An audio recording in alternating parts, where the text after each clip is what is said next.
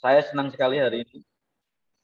Saya senang sekali hari ini di hari weekend ini kawan-kawan semua mau bergabung bersama kita, berbagi ilmu, sharing, dan kita hari ini akan membahas tentang K3 kebakaran, pengetahuan dasar K3 kebakaran. Ya, kenapa kita bahas ini? Kenapa kita pilih materinya adalah pengetahuan dasar K3 kebakaran, karena kebakaran di tempat kerja dapat berakibat sangat merugikan baik bagi perusahaan, pekerjaan maupun kepentingan pembangunan nasional. Oleh karena itu perlu dilakukan pencegahan atau penanggulangan sedini mungkin dengan penyediaan peralatan proteksi kebakaran memadai, petugas penanggulangan kebakaran ditunjuk khusus serta penyediaan sistem atau prosedur penanggulangan kebakaran. Teman-teman pasti pernah baca ini karena di register ini muncul dari webnya dari kolega ya. Nah, itu alasannya kenapa kita bahas tentang K3 kebakaran. Nah, untuk itu sebelumnya saya akan berkenalan dulu karena tak kenal maka tak kenal ya. Karena kalau tak kenal maka tak kenal. Jadi saya harus berkenalan sama Bapak, Ibu-ibu sekalian agar kenal ya. Ini foto saya. Ini foto yang paling ganteng yang saya kira pernah saya punya lah di handphone berseragam. Jadi ini saya pakai. Nah, ini foto ini 2016, 6 tahun yang lalu. Ya, perkenalkan nama saya Wardomo Saputra, biasa dipanggil Domo. Saya lahir di Jambi 16 November 1990, berarti umur saya sekitar 31 tahun menuju ke 32 tahun. Pengalaman profesional saya kurang lebih 10 tahun sebagai AIC. Di tahun 2012 sampai 2016 saya bekerja di Sinarmas Forestry, tepatnya di Sumatera Selatan. 2016 sampai dengan 2017 saya bekerja di V-Power Group, pembangkit listrik tenaga mesin gas 50 MW di Jambi. 2017 sampai 2019 itu saya bekerja di ANG Group di Papua Barat, dan 2019 sampai dengan sekarang saya masih bekerja di Apical Group, tepatnya di Kota Dumai, Riau.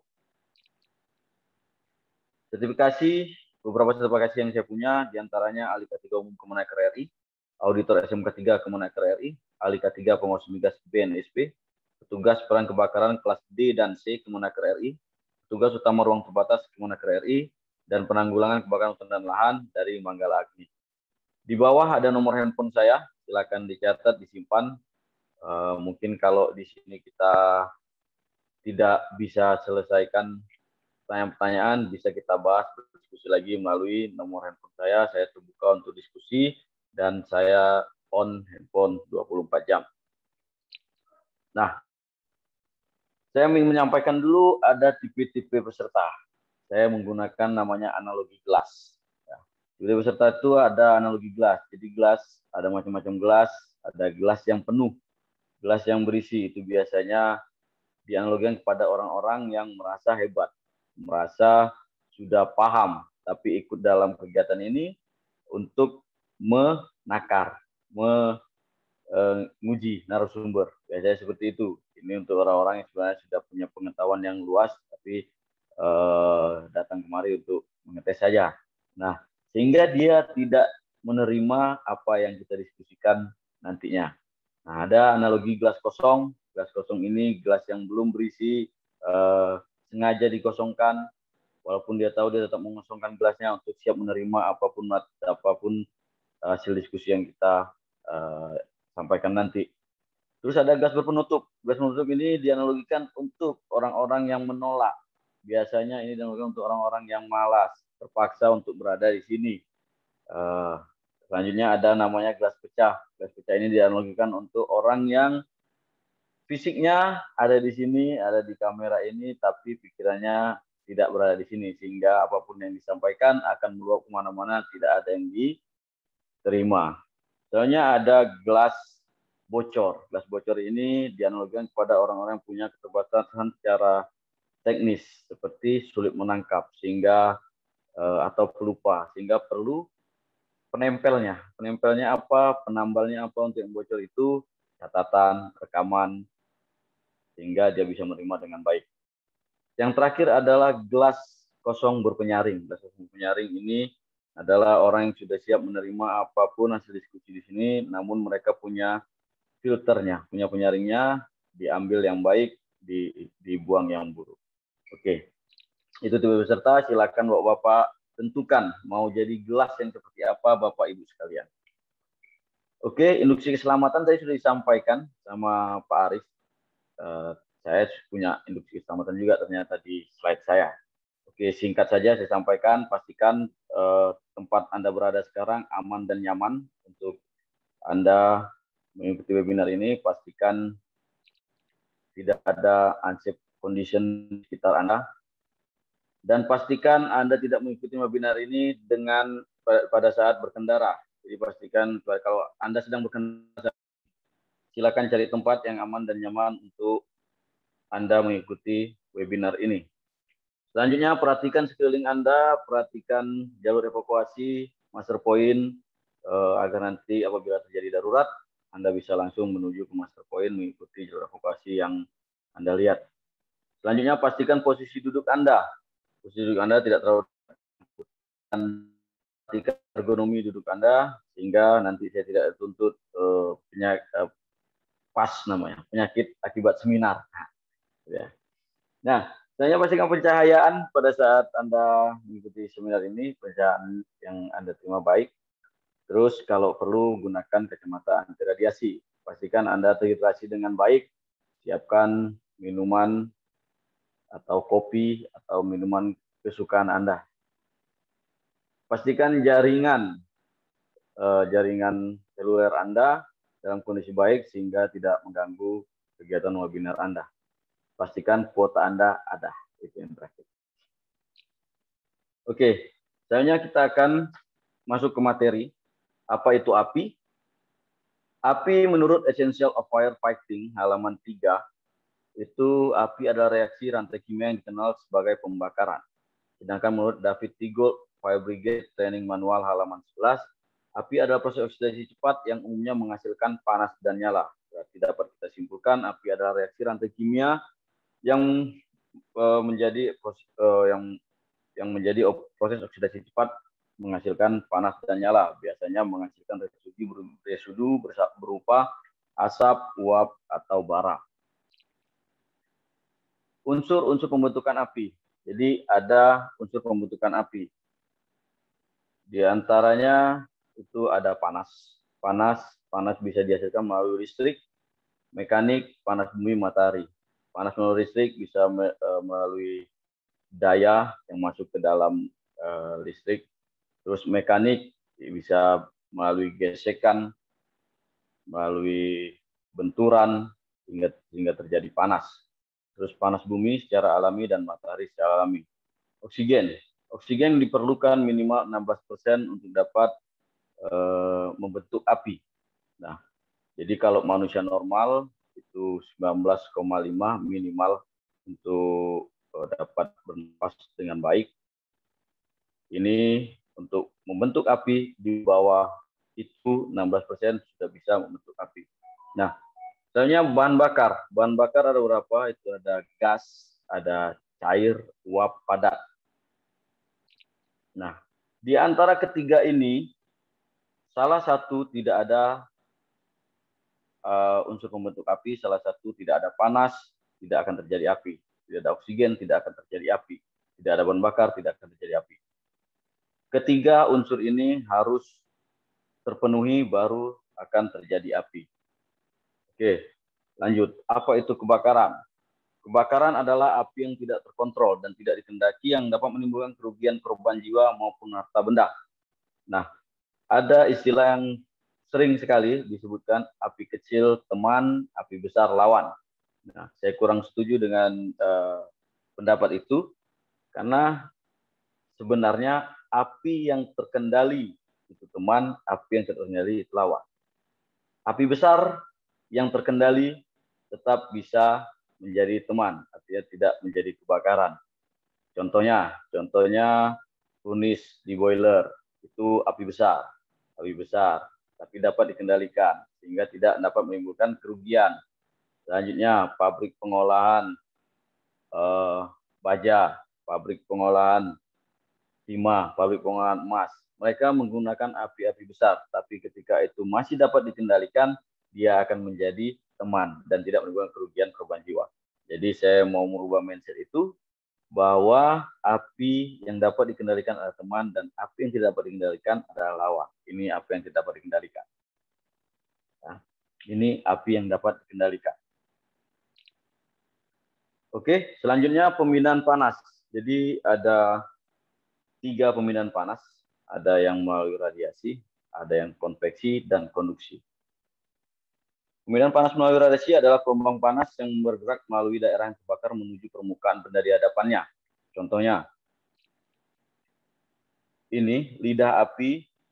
Lidah api akan bergerak menuju ke benda-benda yang dapat terbakar. Nah, lidah api biasanya mengikuti arah angin. Nah, ketika lidah api ini menyentuh benda-benda yang sudah terbakar, akan terjadi pemindahan panas secara radiasi. Selanjutnya, pemindahan panas secara konveksi. Konveksi kontak nyala api langsung dengan benda-benda di sekitarnya. Konveksi contohnya, ini inti api. Inti api langsung bertemu dengan benda-benda yang dapat mengalirkan panas, sehingga terjadi namanya aliran pemindahan panas secara konveksi. Selanjutnya ada pemindahan panas secara konduksi. Pemindahan panas yang terjadi melalui perantara benda yang berada di sekitarnya. Contohnya, gagang panci ini. Gagang panci ini akan menjadi perantara panas untuk bahan-bahan yang bisa terbakar di sekitar gagang ini. Jadi perpindahan panas akan dapat dialirkan melalui gagang. Ya. Oke, lanjut. Kita masuk ke fenomena kebakaran. Jadi ada teori api dan anatomi api. Ada tahap-tahap perkembangan kebakaran. Ada namanya tahap ignition. Tahap ignition ini tahap muncul. Tahap muncul ini tahap awal. Tahap pemicu biasanya terjadi 1-3 menit. Disinilah fungsi dari apar nantinya. Api masih kecil, belum besar, baru muncul. Nah, ketika Bapak Ibu bisa memadamkan api di tahap muncul, tahap-tahap selanjutnya tidak akan terjadi. Nah, itulah pentingnya kenapa ada fire watcher dan petugas kebakaran kelas D untuk memadamkan api di tahap ignition, tahap muncul. Nah, ketika ignition tidak bisa dipadamkan, tahap muncul tidak bisa dipadamkan, dia akan berkembang menjadi tahap tumbuh, itu 3-5 menit. Tahap tumbuh, api sudah mulai membakar bahan-bahan mulai terbakar yang berada di sekitarnya. Nah, tahap tumbuh 3-5 menit. Ini api sudah mulai membesar. Kemungkinan Bapak Ibu tidak bisa lagi menggunakan apar, harus menggunakan media pemadaman yang lain seperti hidran, air atau foam.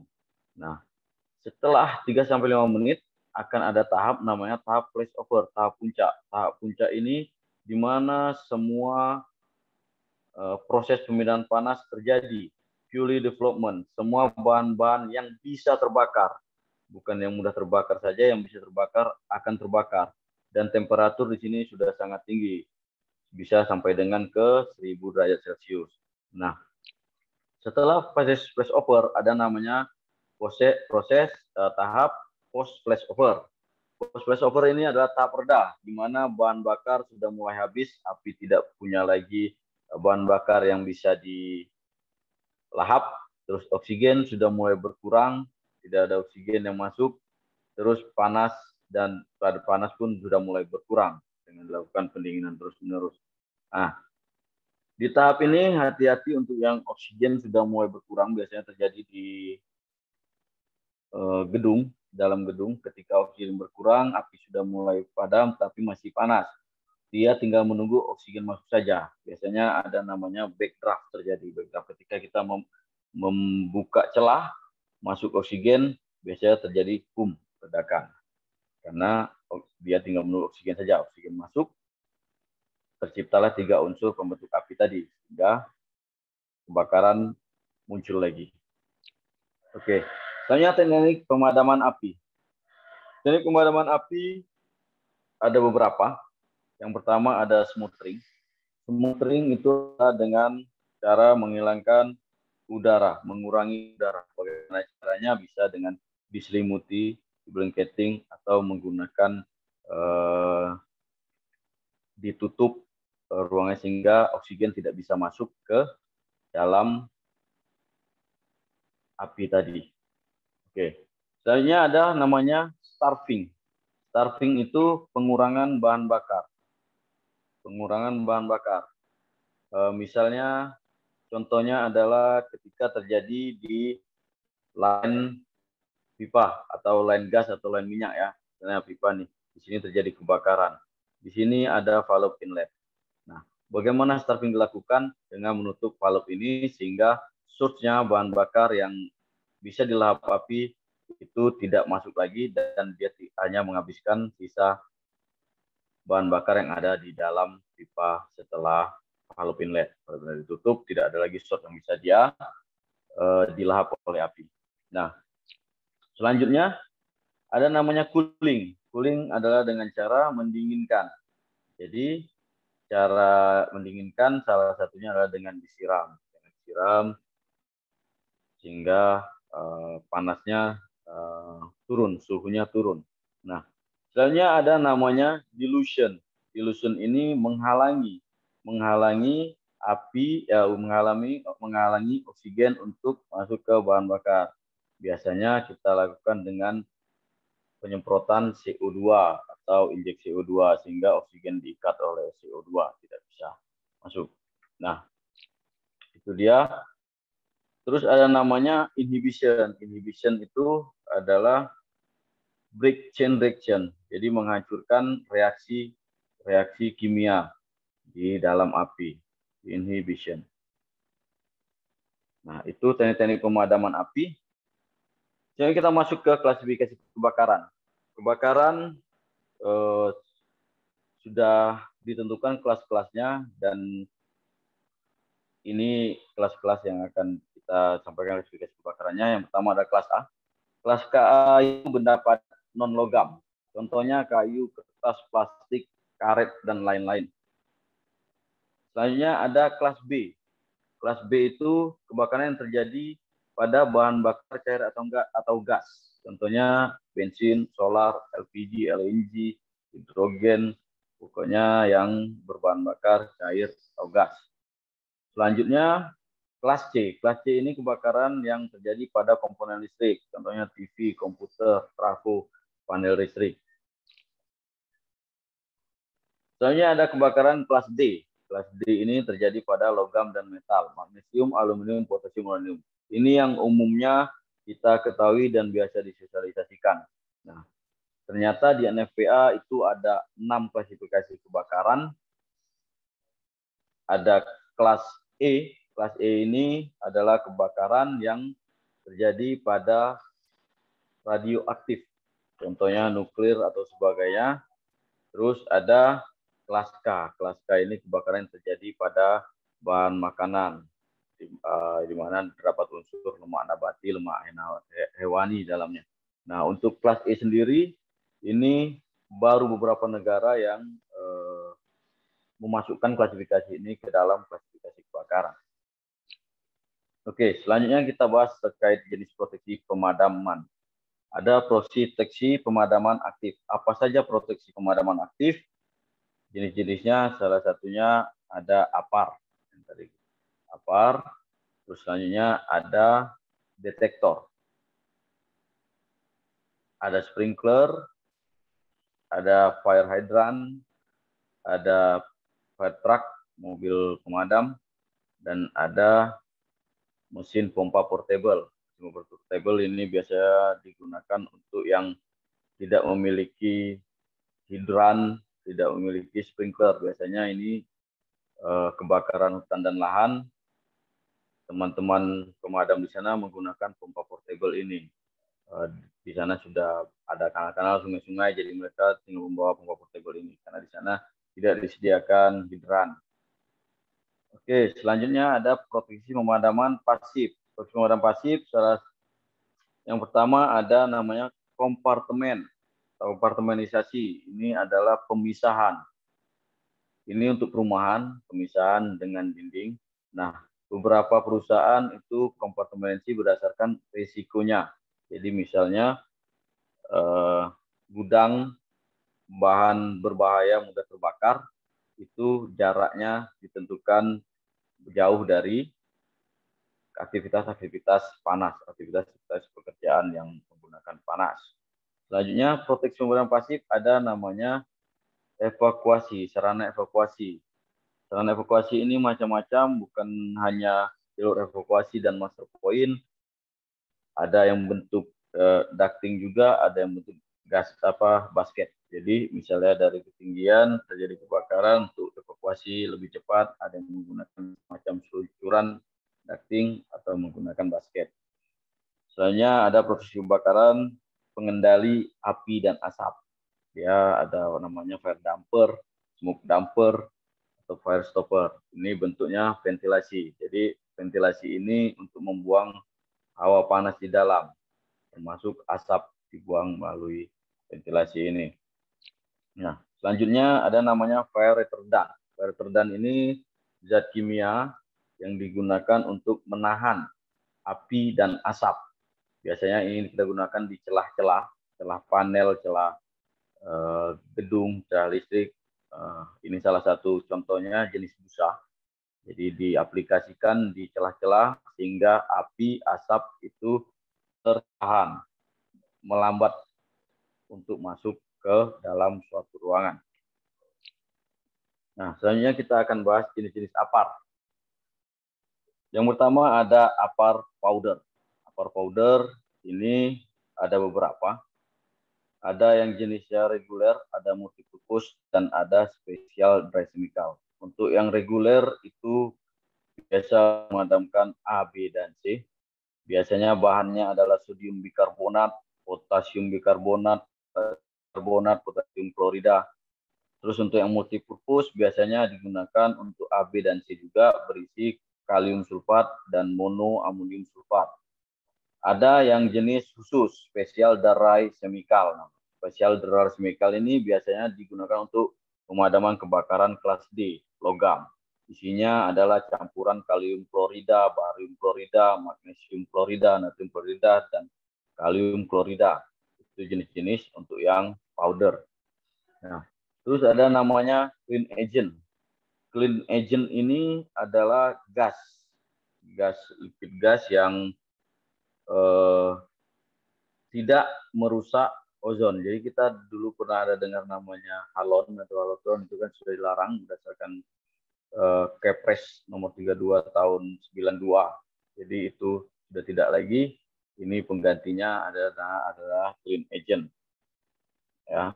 Terus ada jenis foam. Apa jenis foam ini ada dua, ada yang kimia dan mekanik. Yang kimia itu berbentuk tepung tunggal atau tepung ganda. Kalau yang mekanik itu dibuat melalui bahan-bahan yang bisa menciptakan busa. Nah, kalau yang mekanik ini biasanya kita gunakan pada saat emergensi, tidak ada lagi foam kimia yang kita punya, kita biasanya buat sendiri. Pakai deterjen, atau pakai sabun yang bisa menghasilkan busa. Ya. Selanjutnya ada APAR jenis CO. Jenis CO2. Isinya adalah karbon dioksida. CO2 ini berat jenisnya 1/5 kali berat jenis udara. Jadi dia akan mengikat oksigen. Lanjut, jenis-jenis detektor. Macam-macam jenis detektor, itu ada heat detektor, ada smoke detektor. Dan macam-macam, ada yang menggunakan baterai, ada yang menggunakan listrik, ada yang kombinasi juga, smoke dan karbon monoksida, ada yang fotoelektrik, ada yang menggunakan wireless, tergantung kebutuhan nanti kita di tempat kita bekerja. Terus jenis-jenis sprinkler. Sprinkler juga ada macam-macam, ada dua tipe open type dan closed type, tipe terbuka dan tipe tertutup. Untuk tipe terbuka itu punya kekurangan dan punya kelebihan. Kelebihannya adalah kita bisa mengendalikan buka tutupnya sprinkler. Jadi ini biasanya digunakan manual. Kita buka valve baru airnya akan keluar. Ya. Nah, kalau tipe close type itu tipe tertutup. Jadi ada air raksa di situ dalamnya. Biasanya dia menggunakan fix temperatur. Jadi di temperatur berapa dia akan pecah. Macam-macam, bisa disesuaikan dengan kebutuhan kita. Mau di 60 derajat pecah, di 70 derajat pecah.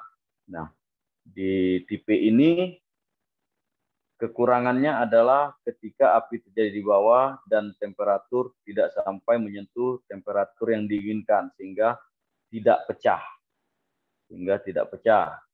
Jadi air tidak keluar. Itu kerugian. Jadi menyesuaikan dengan kondisi di lapangan, kebutuhannya seperti apa, karena tiap tipe sprinkler itu punya kekurangan dan kelebihan. Nah, dan contoh-contohnya ada di sini, ada yang horizontal, ada yang upright, ada yang vertical sideways, pokoknya menyesuaikan dengan yang dibutuhkan. Jenis-jenis hidran. Ada pilar hidran. Pilar hidran ini yang biasa kita lihat di outdoor. Outdoor ini terdapat di outdoor, biasanya dia memiliki 2 kopling dan berdampingan dengan box hidran. Box hidran di dalamnya berisi hose, selang hidran dengan biasanya ada yang 1,5 inch, ada yang 2,5 inch. Ya, terus ada di dalamnya nozzle. Lalu ada wrench untuk membuka kunci untuk membuka valve-nya. Ya. Untuk fire hydrant ini kita harus mengkoneksi dulu selang pilar dan hose. Lalu membuka valve baru bisa digunakan. Jadi artinya kita harus melakukan koneksi dulu. Selanjutnya ada fire hose reel. Fire hose reel ini biasanya berada di indoor, berada di dalam ruangan. Nah, kalau fire hose reel ini semua sudah terkoneksi. Tinggal tarik selangnya, buka valve, akan keluar air. Biasanya dia mempunyai besar selang itu sekitar 1 inch. Ya. Selanjutnya ada indoor hydrant. Indoor hydrant kurang lebih sama dengan outdoor pilar. Ya.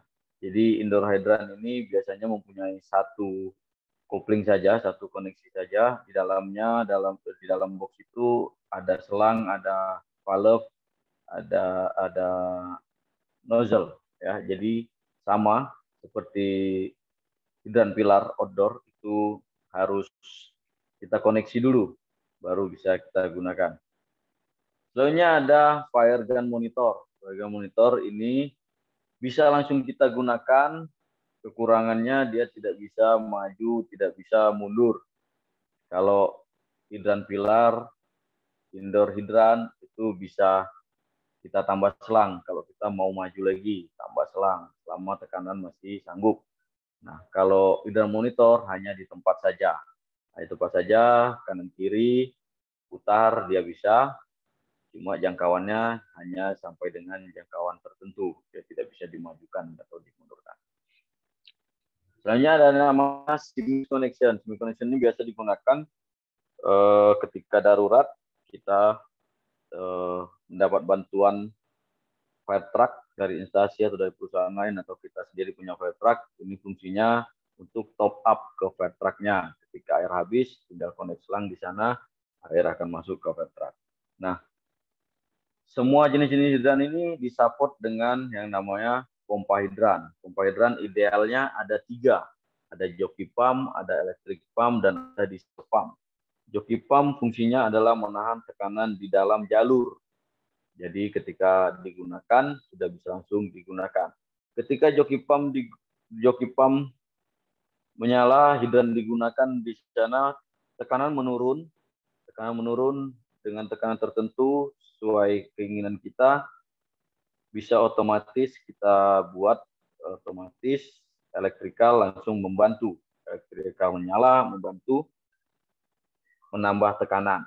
Nah, untuk diesel pump sendiri ini khusus. Ini diesel pump sangat membantu sebenarnya. Ini dapat dinyalakan dalam kondisi listrik padam.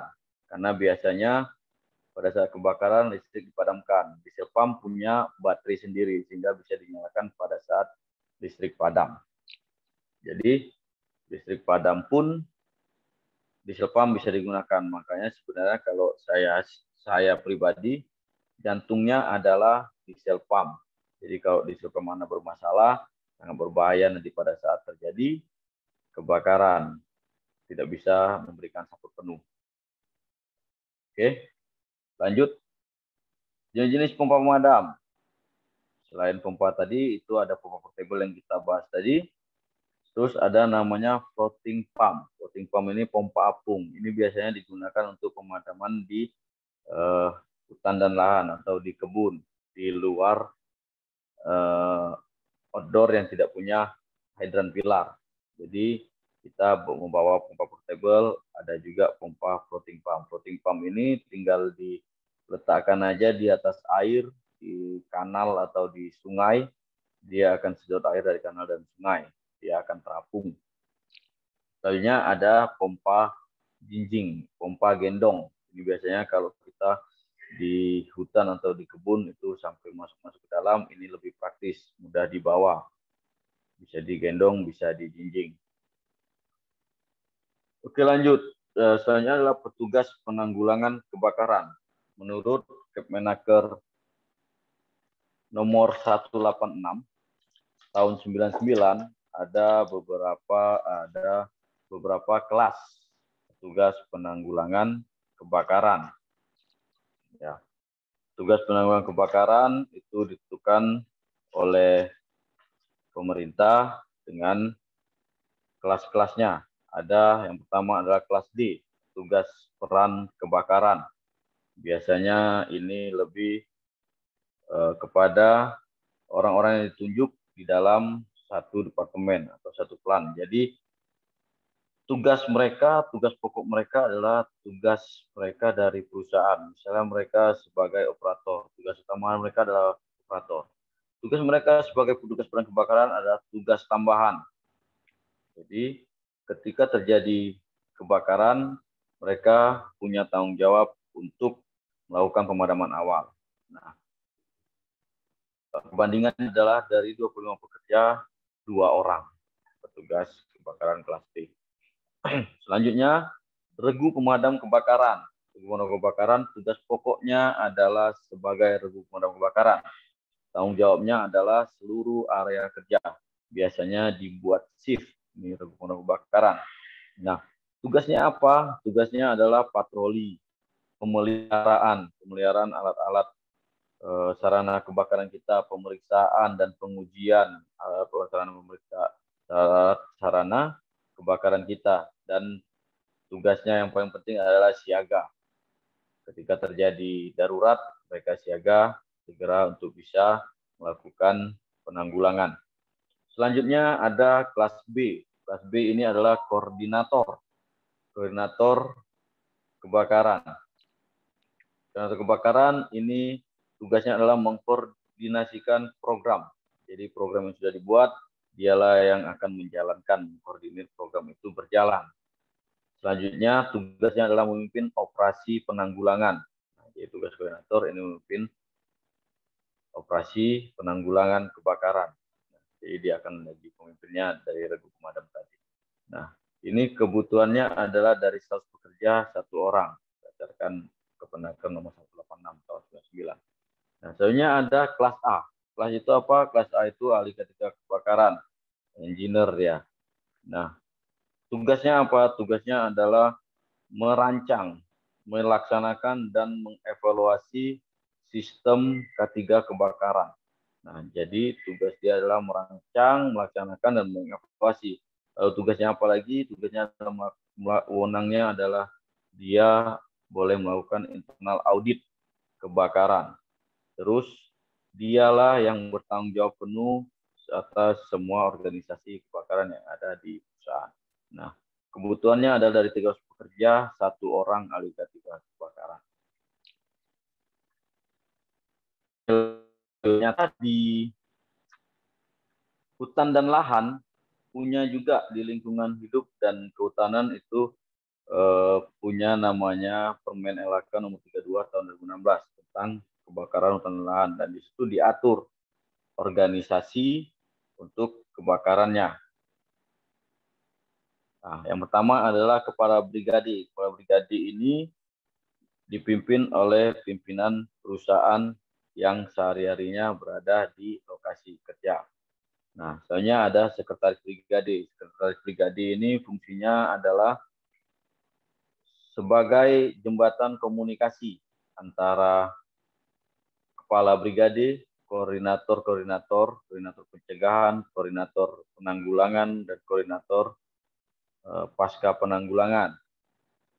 Selanjutnya ini ada koordinator pencegahan. Koordinator pencegahan tugasnya apa? Tugasnya sosialisasi, tugasnya patroli, tugasnya memberikan peringatan, membuat rambu-rambu, jadi tugasnya adalah untuk mencegah agar tidak terjadi kebakaran hutan dan lahan. Selanjutnya ada koordinator pasca penanggulangan. Ini tugasnya apa? Tugasnya adalah investigasi agar ke depan tidak terjadi lagi kejadian yang sama. Terus menganalisa kerugian, lalu merehabilitasi. Itu tugas dari koordinator pasca penanggulangan. Selanjutnya ada kepala brigade, kepala regu. Kepala regu itu fungsinya untuk memimpin tim pemadam di lapangan. Dia bertanggung jawab langsung kepada kepala brigade. Jadi langsung koordinasi ke kepala brigade. Selanjutnya tim regu pemadam kebakaran. Inilah tim intinya. Dia akan langsung terjun langsung ke lapangan. Dia adalah garda terdepannya. Selanjutnya ada namanya MPA. MPA itu Masyarakat Peduli Api. Jadi dalam Permen LHK nomor 32 tahun 2016 ini disebutkan di sana bahwa instansi perusahaan wajib membuat kelompok masyarakat peduli api. Biasanya ini adalah masyarakat sekitar yang diberikan pengetahuan terkait api, terkait pemadaman.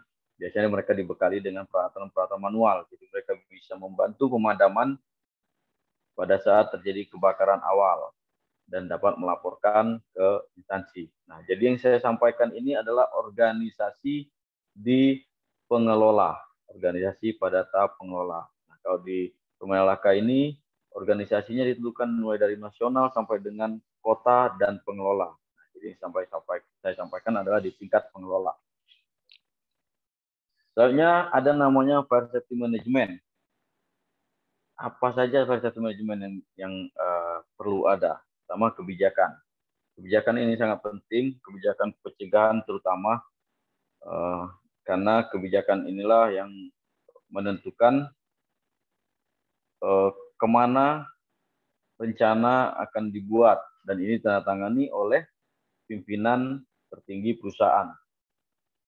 Nah, selanjutnya identifikasi dan pengendalian. Identifikasi dan pengendalian. Jadi di dalam Fire Safety Management ini kita identifikasi apa-apa saja yang mungkin akan menjadi bahaya kebakaran, ya kan? Terus pengendaliannya bagaimana kita tentukan di Fire Safety Management. Selanjutnya permit to work system, ini termasuk salah satu manage-nya. Permit to work system, izin kerja. Jadi dengan izin kerja ini kita bisa mengendalikan pekerjaan-pekerjaan di dalam sehingga tidak terjadi kebakaran. Selanjutnya pengorganisasian fire team. Yang penting jadi dibentuklah fire team.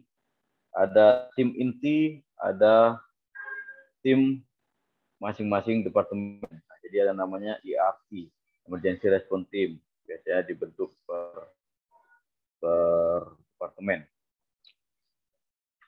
Selanjutnya ada pembinaan dan latihan. Nah, pembinaan dan latihan ini bukan hanya kepada tim inti fire team saja. Ini bisa juga dilakukan kepada seluruh orang, seluruh karyawan yang berada di perusahaan tersebut. Jadi seluruh karyawan tahu apa yang harus dilakukan ketika nanti terjadi kebakaran, darurat kebakaran. Selanjutnya ada namanya rencana tanggap darurat, Fire Emergency Plan. Biasanya ini berbentuk dokumen berisi rencana ketika terjadi tanggap darurat, apa yang harus kita lakukan, apa yang harus dipersiapkan. Soalnya ada namanya gladi terpadu, fire drill. Nah, ini kita lakukan rutin agar yang tidak termasuk dalam fire team, ini pun untuk melatih fire team dan untuk teman-teman yang lain yang tidak termasuk dalam fire team tahu apa yang harus dilakukan ketika terjadi kebakaran. Fire drill ini teman-teman terbiasa dengan jalur evakuasi, teman-teman terbiasa dengan master point, makanya perlu dilakukan rutin gladi terpadu. Terus riksa uji, inspeksi dan testing. Ini sangat penting untuk kita, untuk kita, alat-alat kita, sarana prasarana kebakaran kita dilakukan riksa uji, inspeksi dan pengetesan. Jangan sampai nanti ketika terjadi darurat kebakaran, alatnya tidak siap, tidak ready, tidak siap untuk digunakan. Ya. Selanjutnya pemeliharaan. Pemeliharaan ini bisa dilakukan dengan cara preventive maintenance atau melalui buku manual yang ada. Ada pemeliharaan berkala, ada pemeliharaan preventif. Terus ada namanya informasi dan komunikasi. Di sini kita tentukan jalur informasinya bagaimana. Kalau mau menginformasikan keadaan darurat, bagaimana dan komunikasinya ke siapa-siapa saja. Jalur komunikasinya bagaimana kita tentukan. Terus penting juga adanya posko pengendalian darurat. Disinilah nanti pusat informasi, pusat komunikasi, dan di situ juga pusat berkumpulnya fire team. Jadi ketika terjadi darurat bisa langsung menuju ke lokasi kejadian dengan full team. Terus yang terakhir adalah audit. Audit ini dilakukan untuk mengevaluasi apa sarana prasarana kita, mengevaluasi sistem manajemen kita, mengevaluasi kemampuan kita, skill dengan dilakukannya audit. Oke, selanjutnya kita ke rencana tanggap darurat, fire emergency plan. Apa saja yang harus ada dalam fire emergency plan? Yang pertama, identifikasi bahaya dan penakdiran risiko. Nah, kalau di perusahaan biasanya ada namanya HIRA atau IBPR, identifikasi bahaya, bahaya pengendalian risiko, ya kan? Nah, bisa disatukan dalam IBPR, di dalamnya dimasukkan bahaya kebakaran, atau Bapak Ibu juga bisa membuat tersendiri identifikasi bahaya pengendalian risiko kebakaran. Jadi khusus boleh. Terus penakaran sumber daya yang dimiliki. Jadi kita evaluasi lagi nih sumber daya yang kita miliki, fasilitas kita, sarana prasarana kita, apakah sudah memadai, apakah sudah dapat nantinya ketika terjadi emergensi, sudah dapat mengendalikan, sudah dapat untuk menanggulangi. Nah, kalau kurang apa-apa saja yang kita butuhkan. Inilah penakaran sumber daya yang dimiliki, termasuklah dalam sini sumber daya manusianya, apakah skillnya, apakah butuh penambahan orang, di situ kita lihat. Nah, terus tentukan tujuan dan ruang lingkup. Tentukan tujuan dari rencana tanggap darurat ada, terus ruang lingkupnya mau sampai di mana nih? Apakah sebatas ruang lingkup perusahaan rencana tanggap darurat itu dibuat, atau mau melebar sampai dengan ke masyarakat, sampai dengan ke instansi di luar perusahaan, itu kita tentukan. Terus pilih tipe perencanaan yang akan dibuat. Tipe rencananya ada terperiksa, terus rencana tanggap darurat, organisasinya bagaimana mau dibuat. Nah, selanjutnya kita tentukan tugas dan tanggung jawab. Nah, di dalam rencana tanggap darurat tentukan tugas dan tanggung jawab masing-masing pemangku jabatan dari level tertinggi sampai level terendah. Tanggung jawabnya apa ketika terjadi darurat, tugasnya apa. Terus tentukan konsep operasinya. Konsep operasinya mau bagaimana? Di sini kita masukkan prediksinya, skenario penyebaran apabila terjadi darurat. Penyebaran api bagaimana, kemana, gas kemana, terus strategi pengendaliannya bagaimana mau kita buat. Terus sumber daya yang ada, sumber daya yang dibutuhkan. Ya. Terus tentukan programnya apa-apa saja untuk menunjang sistem keselamatan kebakaran kita. Contohnya kebijakan kebakaran sama seperti tadi di fire safety management, di rencana tanggap darurat juga wajib ada kebijakan. Kebijakannya sama, ditandatangani oleh pemimpin tertinggi perusahaan. Terus inspeksi dan kontrol. Nah, inspeksi dan kontrol ini bukan hanya terhadap alat-alat peralatan kebakarannya saja, tapi inspeksi dan kontrol terhadap alat-alat operasional yang digunakan dan juga termasuk kondisi-kondisi tidak aman yang dapat menyebabkan kebakaran. Misalnya ada pelatihan. Pelatihan ini diberikan kepada tim inti, diberikan juga kepada karyawan umum yang ada di perusahaan. Menyesuaikan pelatihannya. Kalau tim inti mungkin lebih spesifik, kalau karyawan umum mungkin lebih kepada evakuasi dan master point, bagaimana mengevakuasi diri. Terus komunikasi darurat tim inti dan umum. Jadi komunikasi darurat tim inti biasanya itu ditentukan oleh koordinator. Jadi koordinator yang akan menjadi pemimpinnya, satu komando. Jadi tidak ada banyak komando. Jadi tim inti ini hanya mendengarkan apa yang disampaikan oleh koordinator. Dan untuk umum, komunikasi yang perlu kita rancang adalah komunikasi apabila mereka menemukan api, mereka melihat api, melihat kondisi darurat. Itu komunikasinya ditentukan kemana dan bagaimana. Terus evakuasi dan koordinasi antar instansi.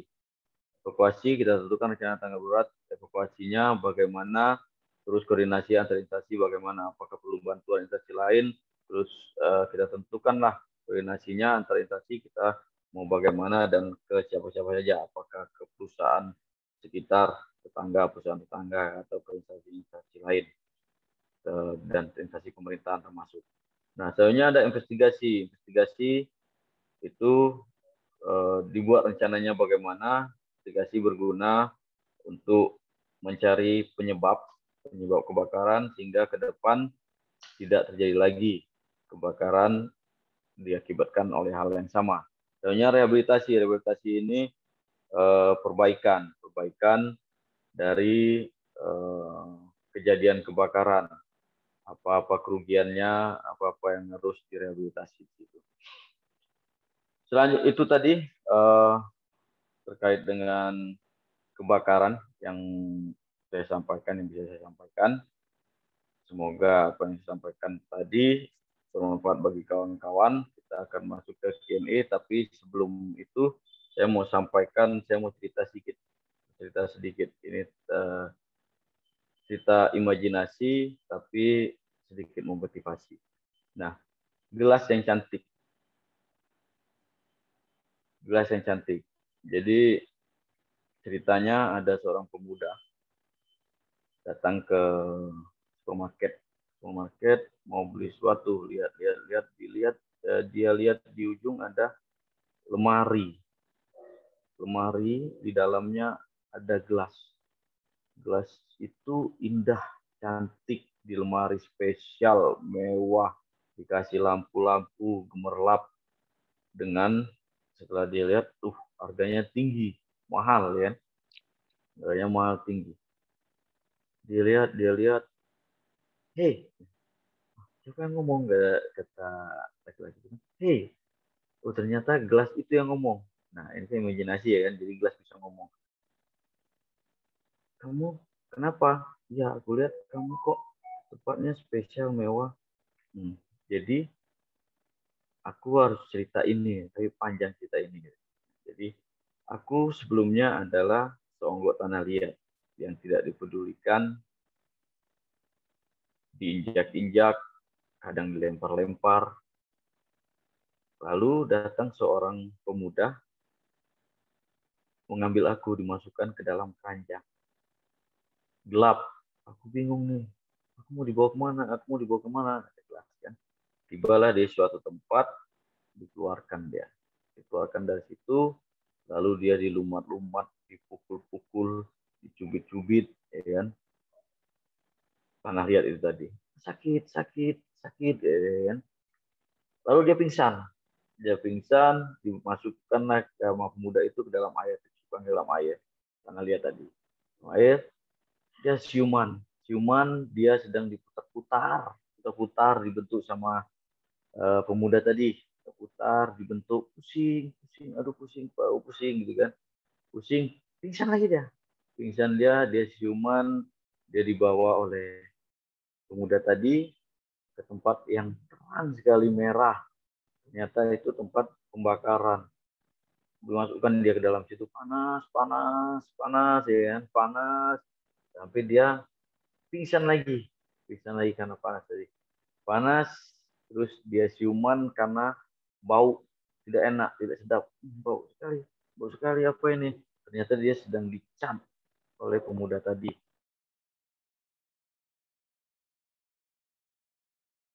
Aku melihat di depanku ada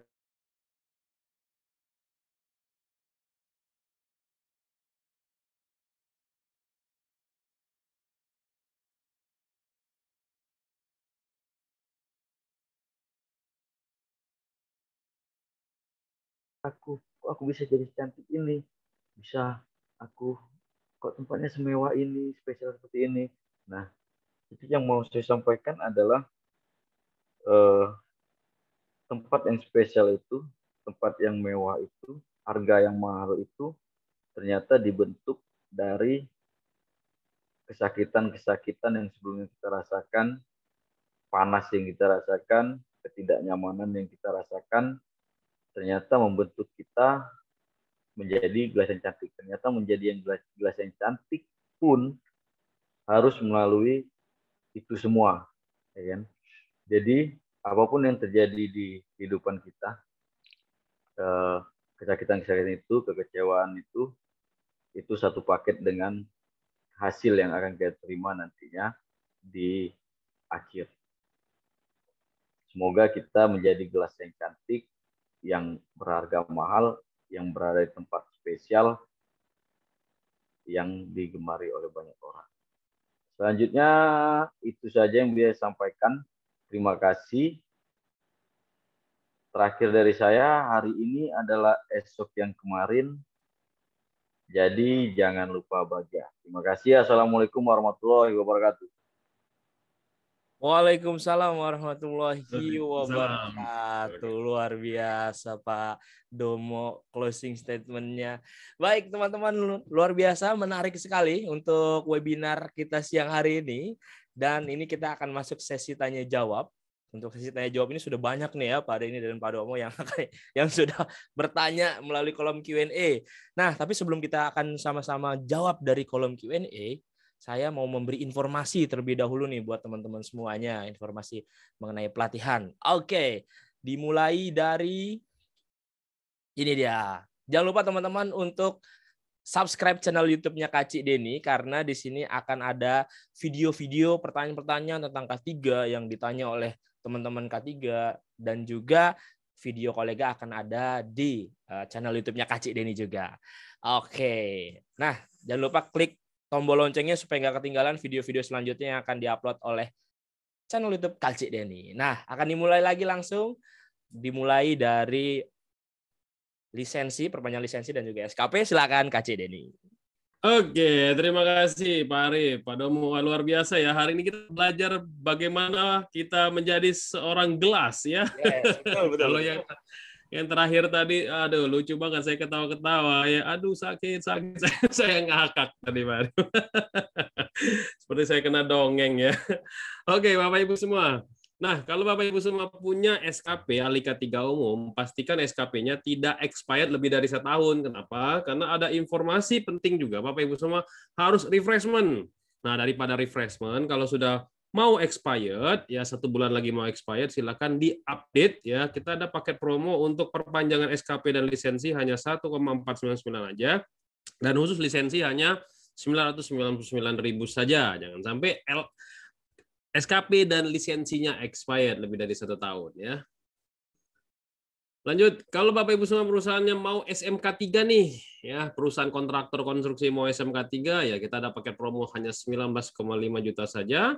Dan kalau perusahaan Bapak Ibu semua pabrik hanya 24,5 juta saja, sangat terjangkau sekali ya Bapak Ibu semua ya. Atau kalau mau paket langsung 4 sertifikat, 9.001, 14.000, 45.001, dan SMK 3 untuk perusahaan Bapak Ibu semua hanya 45 juta saja.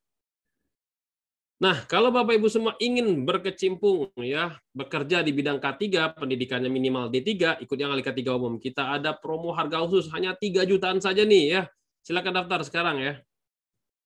Lalu kalau sudah punya sertifikat ahli K3 umum, lanjutin untuk ikut yang auditor SMK 3. Nah, auditor SMK 3 ada di tanggal 18 sampai 23 Juli ya. Silakan Bapak Ibu semua ikut yang auditor SMK 3. Nah, khusus untuk yang ahli K3 listrik, ya Pak Arief, geser ke belakang lagi. Nah, ahli K3 listrik, Bapak Ibu semua minimal D3 ya, Bapak Ibu semua ya. Nah, ini ya. Ini kalau misalkan perusahaan kita ada pekerjaan di PLN, ataupun kerjaan di anak-anak perusahaan PLN atau BUMN, wajib nih Bapak Ibu semua harus ada ahli K3 listrik. Nah, kita ada voucher 3 jutaan ya. Tapi kalau Bapak Ibu semua pendidikannya SMA, Bapak Ibu semua bisa ikut yang teknisi K3 listrik. Nah, bedanya di mana Pak? Kalau ahli ini kita tatap muka Bapak Ibu semua selama 17 hari. Sedangkan kalau teknisi itu 6 hari ya, itu via online dan prakteknya tatap muka atau dikenal dengan istilah blended training. Nah, kalau kita kerjanya di konstruksi, nah ini wajib juga nih punya sertifikat dan lisensi sebagai ahli muda K3 konstruksi. Ini juga hanya 3 jutaan saja nih Bapak Ibu semua ya. Lalu kalau kita mengawasi peranca, ikutnya yang supervisor ya. Tapi kalau kita hanya memasang dan membongkar peranca, ikutnya yang teknisi K3 peranca nih. Ini juga sama, semua 3 jutaan saja Bapak Ibu semua. Lalu kalau misalkan kita tergabung dari tim tanggap darurat, seperti tadi Pak Domo info, kita ada yang namanya petugas peran kebakaran yang akan kita bahas hari ini ya. Ini kompetensi wajib bagi tim tanggap darurat. Ini bisa memadamkan api menggunakan APAR dan fire blanket ya. Nah, kalau teman-teman gabung juga di tim tanggap darurat ada kompetensi petugas P3K. Nah, ini hanya 2 jutaan saja nih teman-teman ya. Lalu berikutnya, kalau misalkan teman-teman semua bekerja di ketinggian, misalkan bekerja di ketinggiannya di atas platform berupa peranca atau gondola atau ya yang ada platformnya, Bapak Ibu semua ikut yang TKBT tingkat 2. Tapi kalau Bapak Ibu semua sudah bergelantungan ya menggunakan akses tali, ya rope akses ya, teman-teman ikut yang TKPK 1 ya. Misalkan teman-teman kerja di tower-tower kayak gitu atau bersih-bersihin kaca, itu ikutnya yang TKPK 1.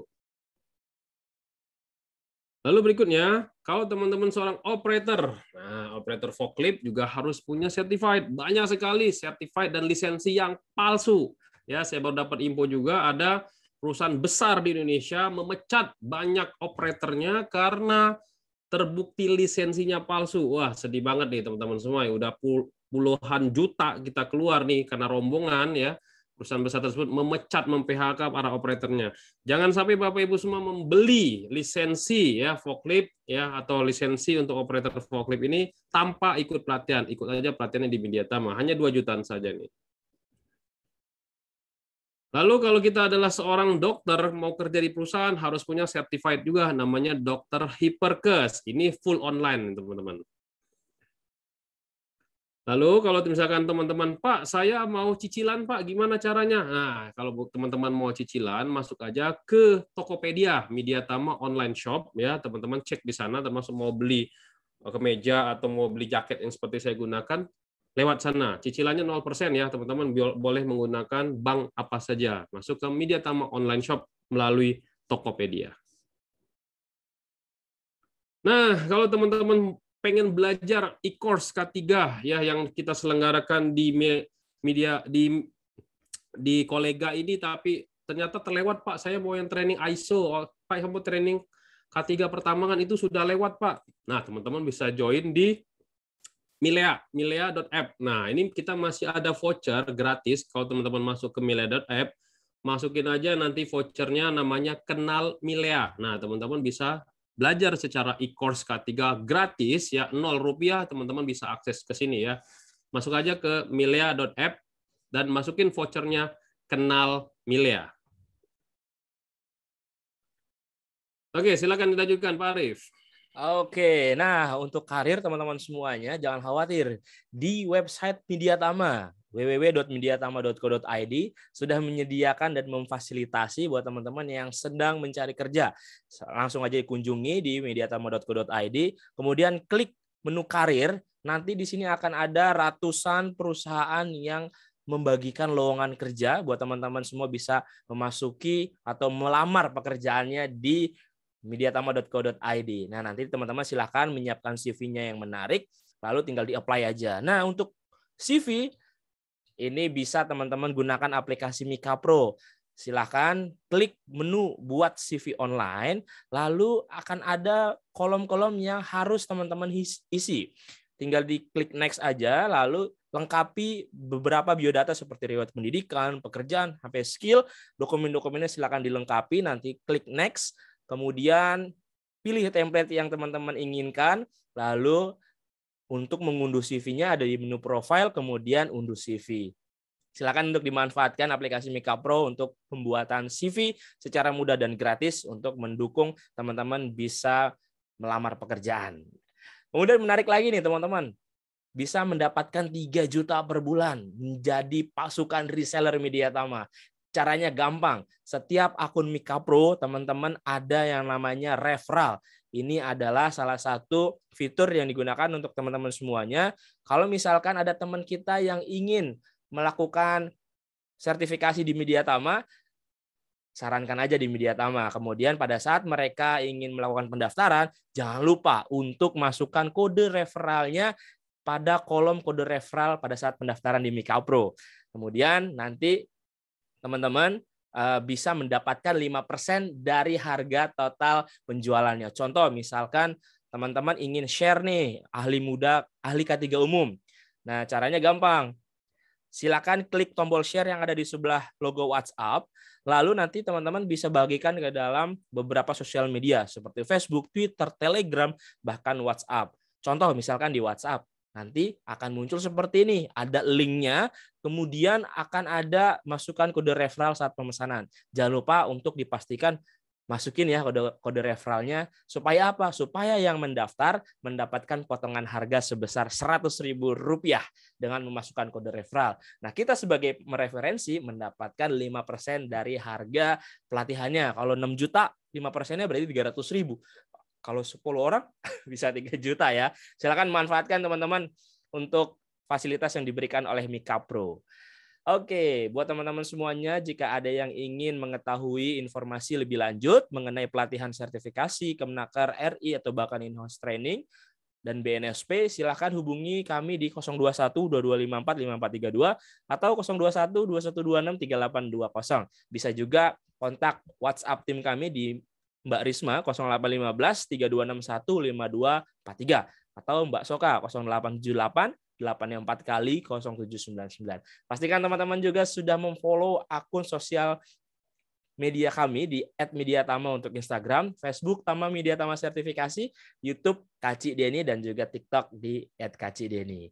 Oke, nah buat teman-teman semuanya yang ingin bekerja sama sebagai sponsor seperti produk K3 seperti Apar, kotak P3K, dan APD, silahkan hubungi di 021 2254 5432.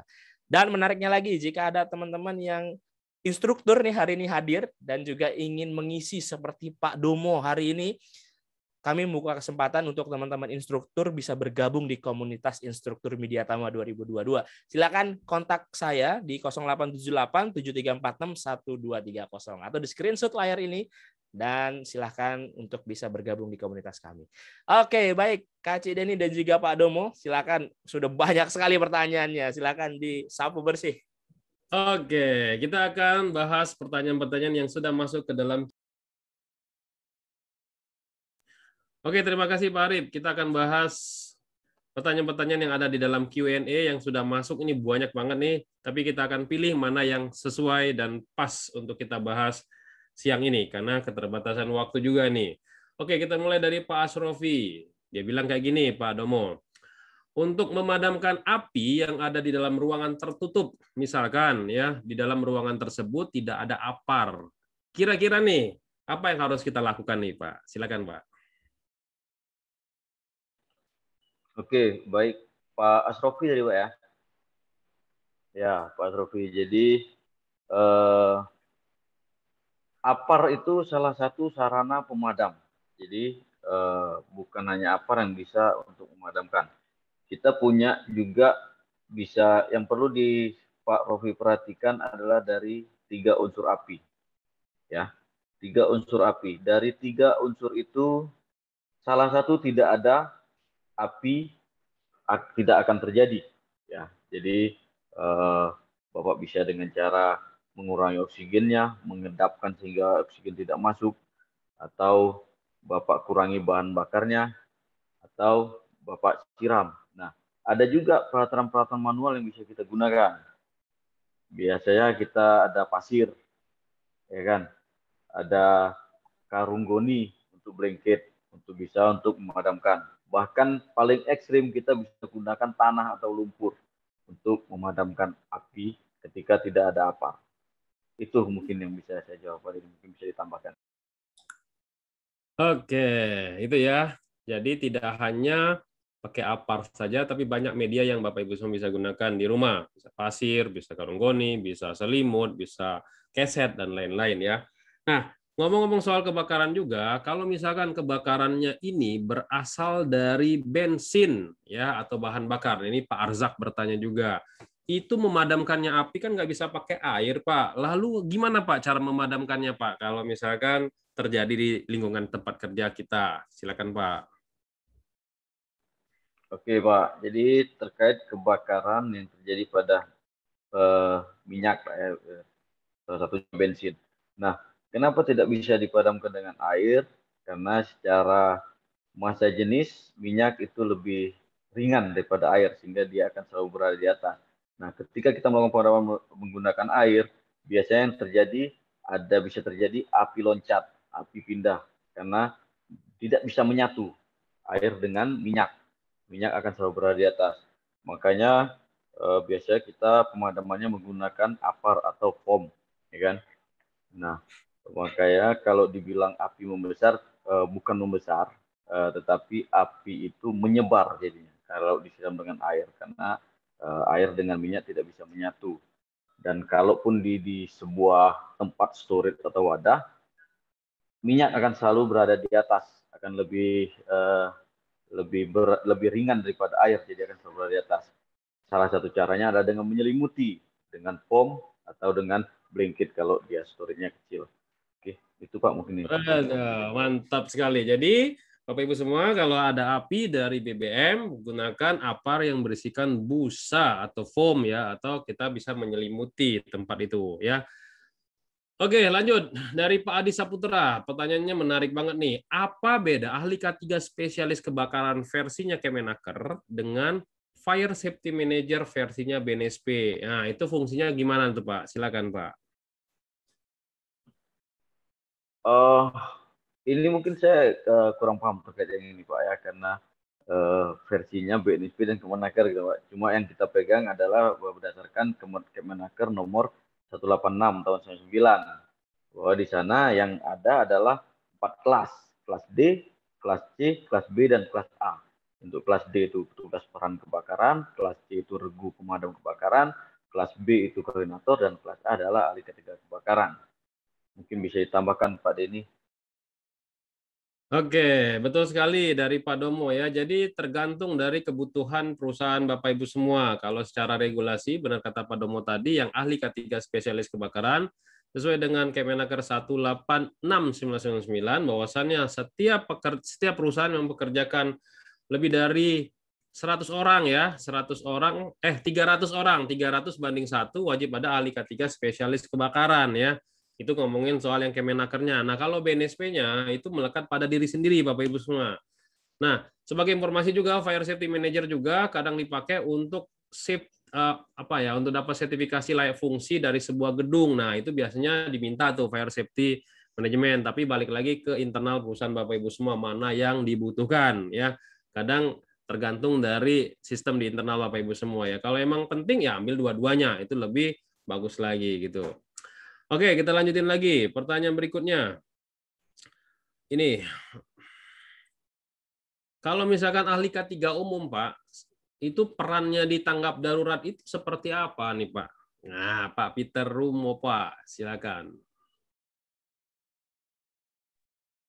Baik Pak, kalau untuk ahli K3 umum, ahli K3 umum di perusahaan ini sebagai sekretaris P2K3 Pak.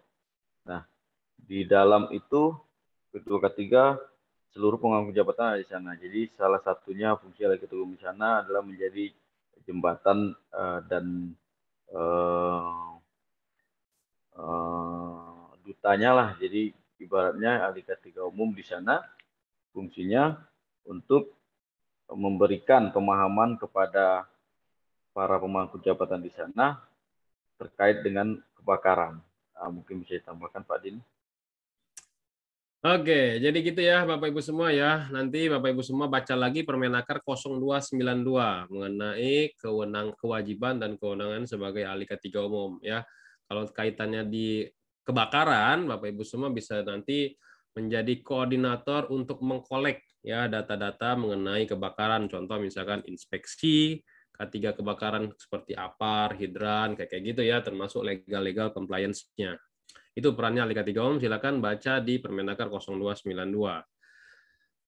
Lalu dilanjutkan lagi mengenai nih Pak Wahyuda banyak banget nih pertanyaannya, tapi beberapa saja nih saya ambil.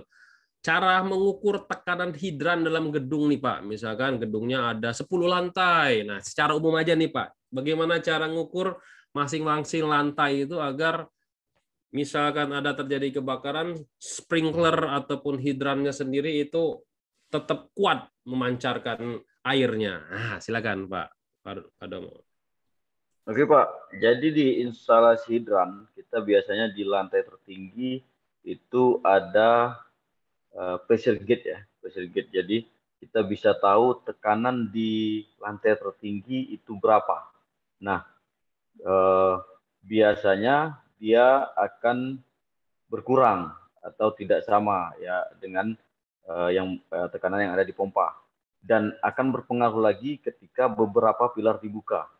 Satu pilar tekanannya berapa, dua pilar tekanannya bisa berkurang lagi. Jadi cara mengukurnya ada namanya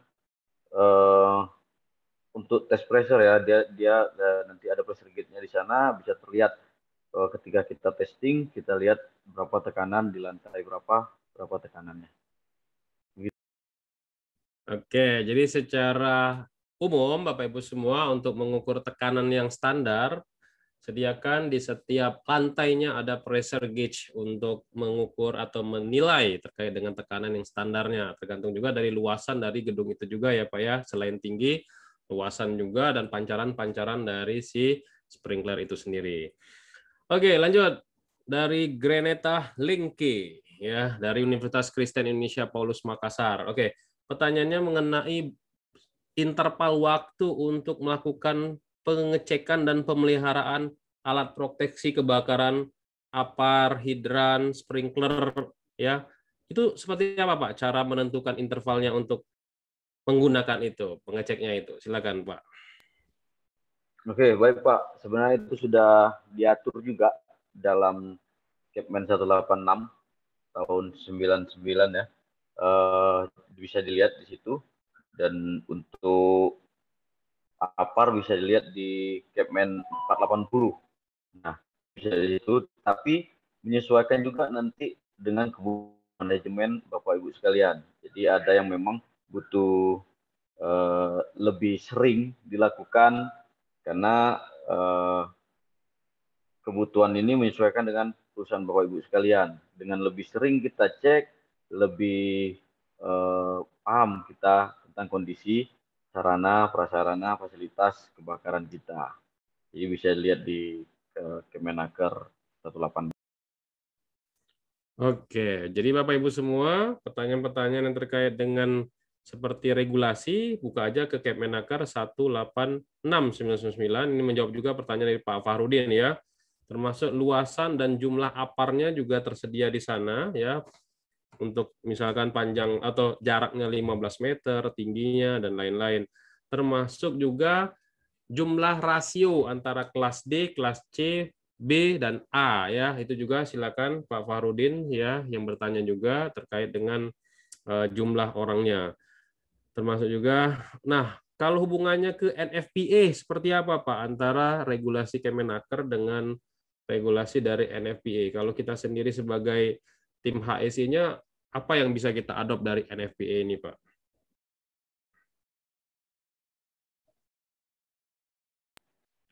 Ya, oke Pak. Jadi perbedaannya adalah NFPA itu standar internasional ya, dan sebenarnya yang diadop di Indonesia pun beberapa mengambil dari sana. Jadi regulasi di Indonesia pun kurang lebih sama dengan apa yang ada di NFPA, kurang lebih sama. Itu Pak. Oke, jadi yang ada di regulasi kita pun itu juga ada banyak yang mengadopsi dari NFPA. Jadi kalau kita pakai yang punya kita aja sebenarnya sudah mengadopsi semua Pak ya. Cuma ada beberapa yang dari NFPA itu selalu diupdate Pak ya. Punya kita kan masih di 1999 ya. Mungkin yang terakhir yang sekarang ini juga banyak pengembangan-pengembangan dari apa mengenai segitiga api jadi tetra apa? Tetra jadi 4 katanya ya, bukan hanya nah itu ya. Jadi bukan hanya 3 segitiga api, tapi ada tambahan lagi berupa oksidasi atau pengoksidasi dibilangnya. Oke, lanjut pertanyaan dari Pak Arnaldo Solares dan Deras, wah panjang nih, dari Timor Leste. Dia bilangnya mengenai sprinkler yang otomatis. Dia bilangnya kalau malam hari itu pom airnya itu dimatiin ya. Itu kalau jadi kebakaran itu gedungnya bisa kebakar juga. Nah, ini gimana Pak? Misalkan ada kebijakan dari perusahaan itu sendiri kalau gedung itu memang harus dimatiin di malam hari, Pak. Silakan, Pak. Ya, oke Pak. Kalau otomatis artinya tidak perlu dimatikan. Artinya kalau otomatis kan ketika terjadi kebakaran otomatis dia membuka ya. Tapi ketika tidak terjadi kebakaran dia tidak membuka.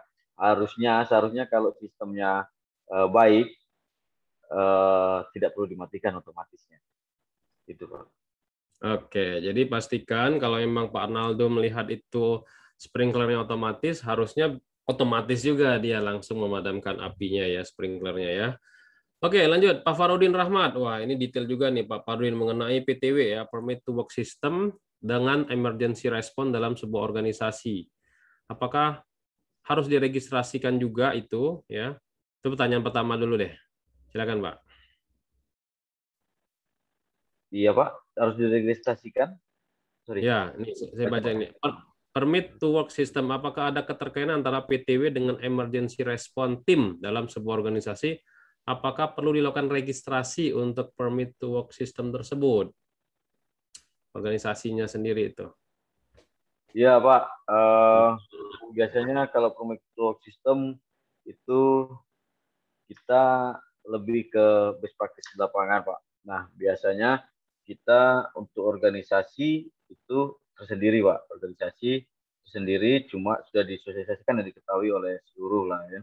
Untuk di Permit to Work System sendiri biasanya best practice di lapangan lebih kepada fire watcher misalnya. Fire watcher harus ada ya kan. Terus apa yang harus dilakukan pencegahan-pencegahan agar tidak terjadi kebakaran seperti dilakukan blanketing, dibuat welding habitat. Nah, itu lebih ke best practice di lapangan. Itu. Oke, mengenai rute evakuasi ya. Akses evakuasi itu cara menentukannya itu seperti apa nih secara umum aja nih Pak, termasuk juga standar sign emergency-nya. Dari Pak Farudin juga. Oke, Pak Farudin memang banyak ya pertanyaannya Pak Farudin ya. Sepertinya saya kenal. Jadi gini Pak, untuk rute evakuasi itu penentuannya menyesuaikan dengan kondisi lapangan area kita ya. Biasanya di satu ruangan itu ada 2 pintu. Jadi ada yang berfungsi sebagai pintu emergensi, ada yang berfungsi sebagai pintu masuk biasa. Jadi dikhususkan kalau satu pintu saja pada saat emergency nanti akan terjadi crowded di situ. Nah, untuk standar sign-nya sendiri itu biasanya berwarna hijau, Pak. Berwarna hijau. Terus ada tanda panah untuk mengarahkan pekerja ke kanan, ke kiri, ke bawah, itu untuk mengarahkan menuju ke master point. Itu, Pak. Oke, jadi Bapak Ibu semua untuk akses emergency pastikan dulu jumlah dari si pekerjanya sendiri supaya tidak ada crowded tadi ya, dan disebar jangan dari satu pintu aja untuk mengevakuasi, termasuk juga assembly point-nya juga tidak hanya di satu titik saja, disebar juga bisa 2, 3, 4 titik tergantung dari jumlah pekerja dan luasan dari bangunan itu sendiri ya, bisa jadi tingginya berapa lantai, jangan ditaruh di satu titik juga. Ada beberapa perusahaan bahkan tempat evakuasinya ada di tengah-tengah dari gedung itu sendiri, dikosongin. Ada juga yang kayak gitu ya. Banyak sebenarnya teknik-tekniknya. Seperti itu ya, Pak ya. Oke, berikutnya. Terkait dengan, nih, lagi tadi. Nih, bagaimana prosedur keadaan darurat misalkan nih di gedung yang tingginya lebih dari 20 lantai ini, Pak. Untuk mengevakuasi cepatnya tuh kayak gimana? Nah, ini nyambung dengan yang kita bahas tadi. Dari Pak Yogi. Ya, tadi sempat kita bahas juga, Pak, di materi. Jadi biasanya untuk gedung-gedung yang berlantai tinggi ada yang menggunakan tangga darurat, itu akan lama. Ada juga yang menggunakan ducting, dia buat seperti waterboom gitu ya, berosotan, jadi masuk ke situ, turun ke bawah ya. Terus ada yang menggunakan basket. Nah, jadi di basket masuk ke dalam suatu seperti keranjang gitu, basket untuk menurunkan orang, lift ya. Tapi fungsinya hanya untuk emergency, biasanya di luar ruangan. Gitu, Pak. Oke. Lanjut lagi, Alberto Suarez bertanya, kalau misalkan terjadi kebakaran akibat puntung rokok yang ada di hutan, ya kan? Bagaimana cara memadamkan api? Karena menggunakan ranting pohon aja itu rada susah kalau dipukul-pukul. Nah, itu tipsnya gimana tuh, Pak? Jadi itu tadi, Pak, kembali kita ke 3 unsur pembentuk api ya kan. Jadi salah satu harus kita hilangkan ya kan. Yang paling mudah adalah caranya menginjak, Pak. Dengan menginjak oksigen tidak masuk. Mati ya. Karena biasanya juga kalau saya lihat ya orang matikan rokok diinjak, Pak. Mati ya. Oke, salah satunya adalah menginjak ya. Tapi pastikan juga safety shoes-nya emang cocok ya, yang tinggi gitu ya. Kalau yang pendek pakai tali ya sama aja kebakar juga gitu ya. Oke, menarik sekali ya. Puntung rokok diinjak ya matinya. Oke, mantap. Kalau yang ngerokoknya, Pak ya. Oh, jangan Pak. Oke, berikutnya. Nah, ini kalau pertanyaan yang terkait dengan sertifikasi bisa nonton di video saya aja ya. Apa beda sertifikasi Kemenaker sama BNSP ya, Pak Indra ya. Oke, lanjut lagi. Bagaimana cara mengevakuasi diri? Misalkan kita tuh terjebak di api besar nih, Pak. Pak Nurman bertanya. Silakan, Pak Pardomo. Oke, Pak. Ketika terjebak di api besar, di situ kadar oksigen sudah menurun. Nah, seperti yang kita sampaikan tadi bahwa CO sudah mulai banyak di dalam asap tadi. Jadi caranya adalah Bapak menempel ke dinding, terus merunduk, Pak, karena oksigen akan banyak berada di bawah. Asap sudah mulai banyak. Merunduk, Bapak merangkak dengan menyentuh dinding, terus sapukan ke kanan kiri, pastikan tidak ada halang rintangan di depan.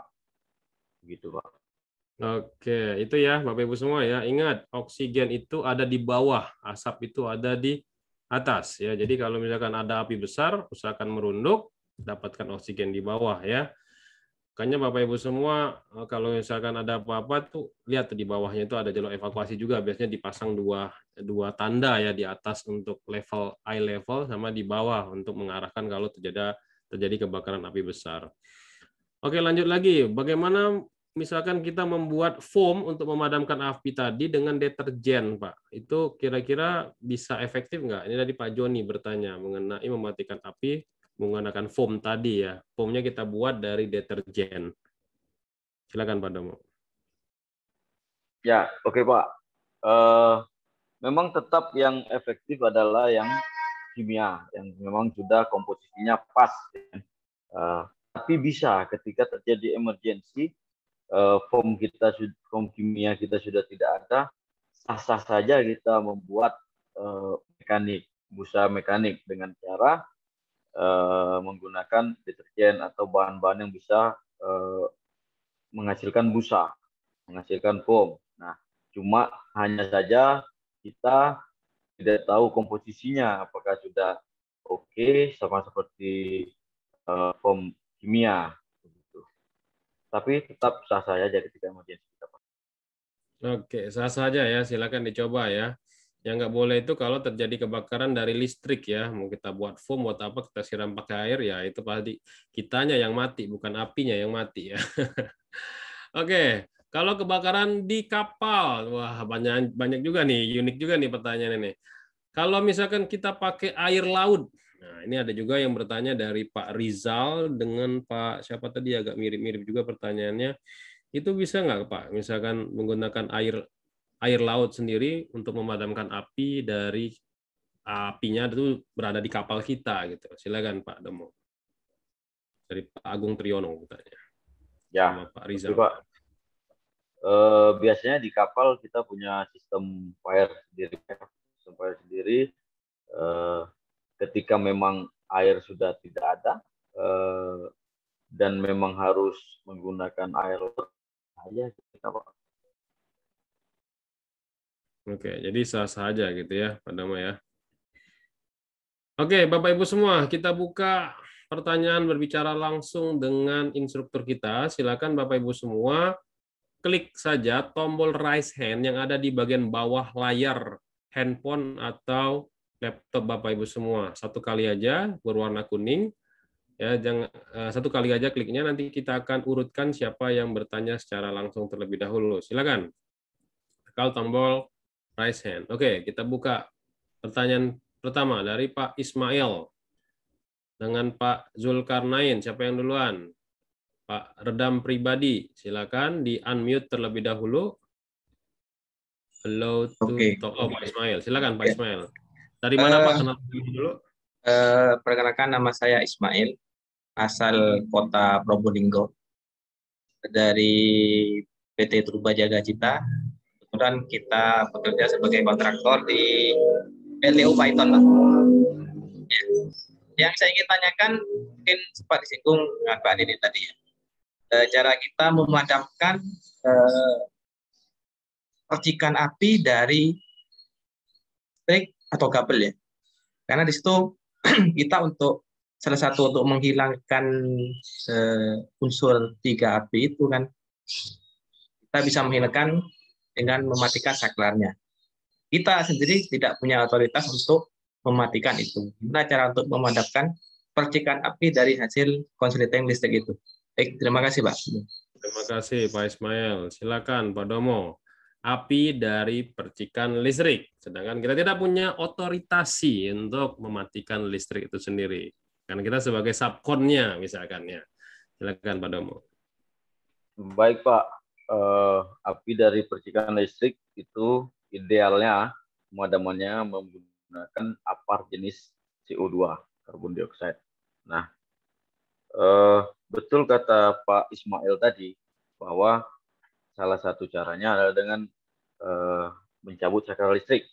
Ketika memang tidak bisa dilakukan, seharusnya dalam keadaan emergensi kita bisa melakukan itu. Mungkin Bapak bisa didiskusikan dengan owner Bapak, dengan klien Bapak, apabila terjadi emergensi, apa yang boleh kami lakukan. Nah, sementara kalau di sana ada apar, silakan gunakan apar jenis CO2 atau DCP. Cuma DCP kerugiannya adalah akan meninggalkan residu dan membuat kabel Bapak mungkin tidak bisa digunakan lagi. Jadi mau nggak mau solusinya adalah menyediakan api dari CO2 ya. Itu ya solusi yang paling sangat efektif ya Bapak Ibu semua kalau memadamkan api dari listrik. Kalau pakai dry chemical powder, ada bekas dari si powder itu bisa ngerusak atau tidak berfungsi lagi nanti alat-alat kita ya. Sayang. Silakan Pak Zulkarnain, Pak Timothy Erik ya. Saya buka dua dulu, silakan. Siapa yang duluan? Oke, Pak Zulkarnain dulu, silakan Pak. Memperkenalkan terlebih dahulu Pak. Assalamualaikum warahmatullahi wabarakatuh. Salam, silakan Pak. Perkenalkan, saya Zulkarnain. Saya bekerja di PT Utama Karya di Kota Pematang Siantar, Sumatera Utara. Yang ingin saya tanyakan adalah jenis penggunaan APAR ini untuk kabel listrik dengan solar, seandainya nanti itu terjadi kebakaran, itu yang mana Pak jenis APAR-nya? Apakah yang powder atau foam itu bisa digunakan untuk kedua-duanya atau salah satu gitu Pak? Terima kasih Pak. Oke, silakan Pak Domo mengenai jenis APAR. Listrik solar, gimana Pak maksudnya Pak? Ya, ada dua Pak. Jadi dari listrik sama dari solar. Apakah bisa satu APAR saja jenisnya untuk kita padamin itu, atau kita memang harus siapkan dua APAR yang berbeda? Oke, baik Pak. Jadi dari idealnya untuk kebakaran di minyak solar ya, cair ya, itu idealnya adalah foam. Nah, dan untuk yang di elektrikal idealnya, listrik idealnya adalah karbon dioksida. Harusnya Bapak punya kedua-duanya, karena foam tidak bisa digunakan untuk di elektrikal. Itu ada bentuknya adalah cair, jadi akan bisa berdampak kepada Bapak ketika melakukan pemadaman. Bapak nanti yang tersengat listrik karena pemadaman menggunakan foam. Sebaik-baiknya Bapak punya keduanya. Oke, jadi kesimpulannya ada listrik, ada bensin, itu masing-masing APAR-nya berbeda. Ya, kalau mau sama ya pakai yang dry chemical powder tadi ya, tapi resikonya meninggalkan residu ya. Oke, silakan Pak Haryadi, Pak Econ Mamahit. Pak Timothy, silakan. Mana duluan? Selamat siang Pak Denny. Saya Timothy dari Depok. Selamat siang Pak Wardono. Salam ketiga Pak. Pak, saya mau nanya Pak. Kalau misalnya untuk menghilangkan bau yang akibat dari kebakaran itu paling efektif kita menggunakan apa ya Pak? Ada yang bilang orang menggunakan kopi, ada yang bilang baking soda powder. Kalau menurut Pak Wardono paling efektif apa ya Pak? Karena kadang-kadang kan habis kebakaran tuh baunya menyengat sekali tuh, bahkan bisa mengganggu pernafasan gitu loh. Kalau menurut Pak Wardono paling enak menghilangkannya pakai apa Pak? Terima kasih. Silakan. Bekas dari kebakaran atau ini sistem pemulihan keadaan darurat kebakaran yang lebih efektif apa untuk menghilangkan baunya Pak? Silakan Pak Domo. Baik Pak, bau dari bekas kebakaran sebenarnya bikin sesak itu mungkin bukan baunya Pak, tapi unsur kimia yang pecah dari kebakaran tadi, apakah CO yang terhirup sehingga menyebabkan sesak Bapak. Nah, untuk baunya sendiri sebenarnya sah-sah saja Bapak menggunakan penyegar bau apa saja, tapi sebaik-baiknya Bapak gunakan kalau di ruangan ya, Bapak gunakan blower untuk mengeluarkan udara yang bau tadi atau CO yang ada di dalam, menggunakan blower gitu Pak. Oke, itu ya blower ya Bapak Ibu semua, itu sangat efektif sekali ya. Oke, lanjut Pak Haryadi, Pak Econ Mamahit, silakan. Siapa yang duluan dulu? Dua ini di unmute. Saya Pak, dengan Oke, silakan Pak Econ. Selamat siang Pak Wardomo dan Pak Denny dan Arif. rekan-rekan Pak Arif. Saya mau nanya gini Pak, ini kan saya pernah nanganin APAR itu korosit ya Pak, sampai menyebabkan meninggal di lokasi kerja. Yang saya mau nanya itu APAR itu ada expire-nya nggak Pak?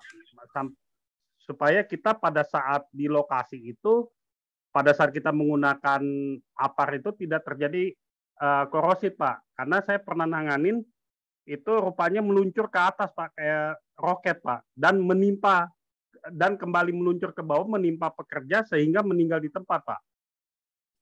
Oke, terima kasih Pak Econ. Terkait dengan APAR, tabungnya sendiri dan isinya sendiri, apakah ada masa expirednya, Pak Domo? Dan misalkan kita nggak pakai-pakai, misalkan ya, itu perlakuannya kayak gimana tuh Pak Domo? Silakan. Oke Pak, jadi tadi cukup ngeri Pak ya, apa ya ceritanya ya. Jadi itulah fungsinya Bapak adalah lakukan pemeriksaan rutin. Nah, di dalam Permen nomor 4 tahun 80 tentang APAR, di situ dijelaskan tuh Pak, untuk CO itu berapa tahun expirednya. Rata-rata tuh 5 tahun. Nah, jadi selain itu, Bapak kalau udah lama tidak digunakan, lebih dari masa expire tadi, Bapak perlu lakukan namanya uji tekan terhadap tabung Bapak. Nah, tapi sebaik-baiknya Bapak lakukan pemeriksaan rutin, minimal 1 bulan sekali lah, untuk Bapak mengecek kondisi APAR Bapak. Kalau terkait dengan isinya, Pak Domo, apakah isinya tersebut misalkan udah lebih dari 1 tahun itu expired? Karena ada beberapa orang yang bilang isinya harus direfill, ya, atau kita diamin aja, tapi memang perlakuan kita sudah baik tuh, misalkan inspeksi, dikocok-kocok, bolak-balik kayak gitu. Itu gimana mengenai isinya, Pak?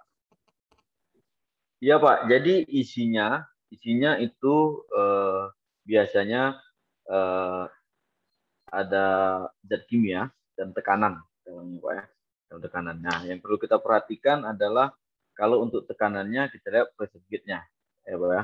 Kalau untuk konten chemikalnya sendiri dengan yang dikocok-kocok itu tadi Pak. Nah, untuk expire itu biasanya tercantum tuh Pak, tercantum pada saat kita refill, tercantum oleh vendornya ya.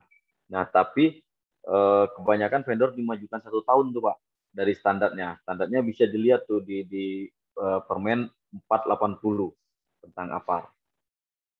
Oke, jadi gitu ya Bapak Ibu semua ya. Untuk tabungnya itu standar Permenaker 480 wajib ditera ulang ya, ditera ulang untuk mengetahui kekuatan dari si tabung itu masih kuat nggak untuk menahan nitrogen atau gas nitrogen di dalamnya. Yang kedua, isi di dalamnya, khususnya yang powder, Bapak Ibu semua harus inspeksi seperti dikocok-kocok, dan nitrogennya itu bisa dilihat dari pressure gauge-nya. Nah, sebagai informasi juga, Bapak Ibu semua, yang namanya refill APAR memang disarankan 1 tahun sekali ya. Kenapa? Karena fungsi atau bahan kimia dari APAR tersebut bisa berkurang. Tapi ketika kita mau refill, tipsnya adalah habiskan semua APAR tersebut untuk simulasi. Kenapa? Karena banyak juga oknum-oknum yang tidak bertanggung jawab ketika Bapak Ibu semua melakukan refill terhadap APAR, ya, APAR-nya nggak diisi ulang, nggak dikeluarin dulu, ya. Banyak oknum itu hanya mengganti stiker doang, ya, stiker doang di labelin lagi. Nah, jadi tipsnya adalah supaya tidak tertipu, Bapak Ibu semua ada oknum-oknum seperti itu, habiskan semua APAR-nya. Setiap setahun sekali lakukan yang namanya drill ya untuk memadamkan api menggunakan APAR, baru ketika habis baru direfill karena sistemnya seperti itu ya, hitungannya kilogram ya, apalagi untuk yang dry chemical powder. Itu ya. Lanjut. Pak Haryadi dan Pak Nanda Sarjana, silakan. Siapa yang duluan? Di-unmute dulu. Assalamualaikum. Oke, Pak Nanda duluan, silakan. Pak Denny, halo Pak Denny. Waalaikumsalam, silakan Pak. Dari mana Pak? Dari Jakarta, Pak Denny. Silakan Pak. Pak Wardomo, selamat siang. Saya mau nanya nih Pak, di Permenaker keterangannya 1 tahun harus diganti atau direfill. Tapi di tabung itu kan 2 tahun tuh Pak. Apakah tetap bisa saya gunakan sampai 2 tahun baru saya refill atau tidak tuh Pak? Oke, masih terkait dengan diskusi kita tadi mengenai kualitas dari isi APAR itu sendiri, baik itu CO2, dari chemical powder, ataupun foam itu sendiri. Silakan Pak Domo, apakah harus memang direfill setahun sekali atau memang bisa kita pakai 2 tahun Pak, sesuai dengan standar Permenaker 480? Ya Pak, jadi sebaik-baiknya menyesuaikan dengan regulasi Pak. Ya, sebaiknya menyesuaikan regulasi. Tapi kita lihat lagi dari inspeksi kita secara rutin dan kita bisa menentukan nih apakah masih bagus, apakah sudah tidak layak ya kan untuk harus direfill. Nah, sebaik-baiknya mengikuti regulasi yang ada. Oke, sebaiknya mengikuti regulasi ya. Ya Kak, silakan buka regulasinya. Tapi memang kadang ada faktor ekonomikal ataupun faktor ini X ya dari pihak vendornya katanya setahun sekali gitu ya, gitu ya Pak Domo ya.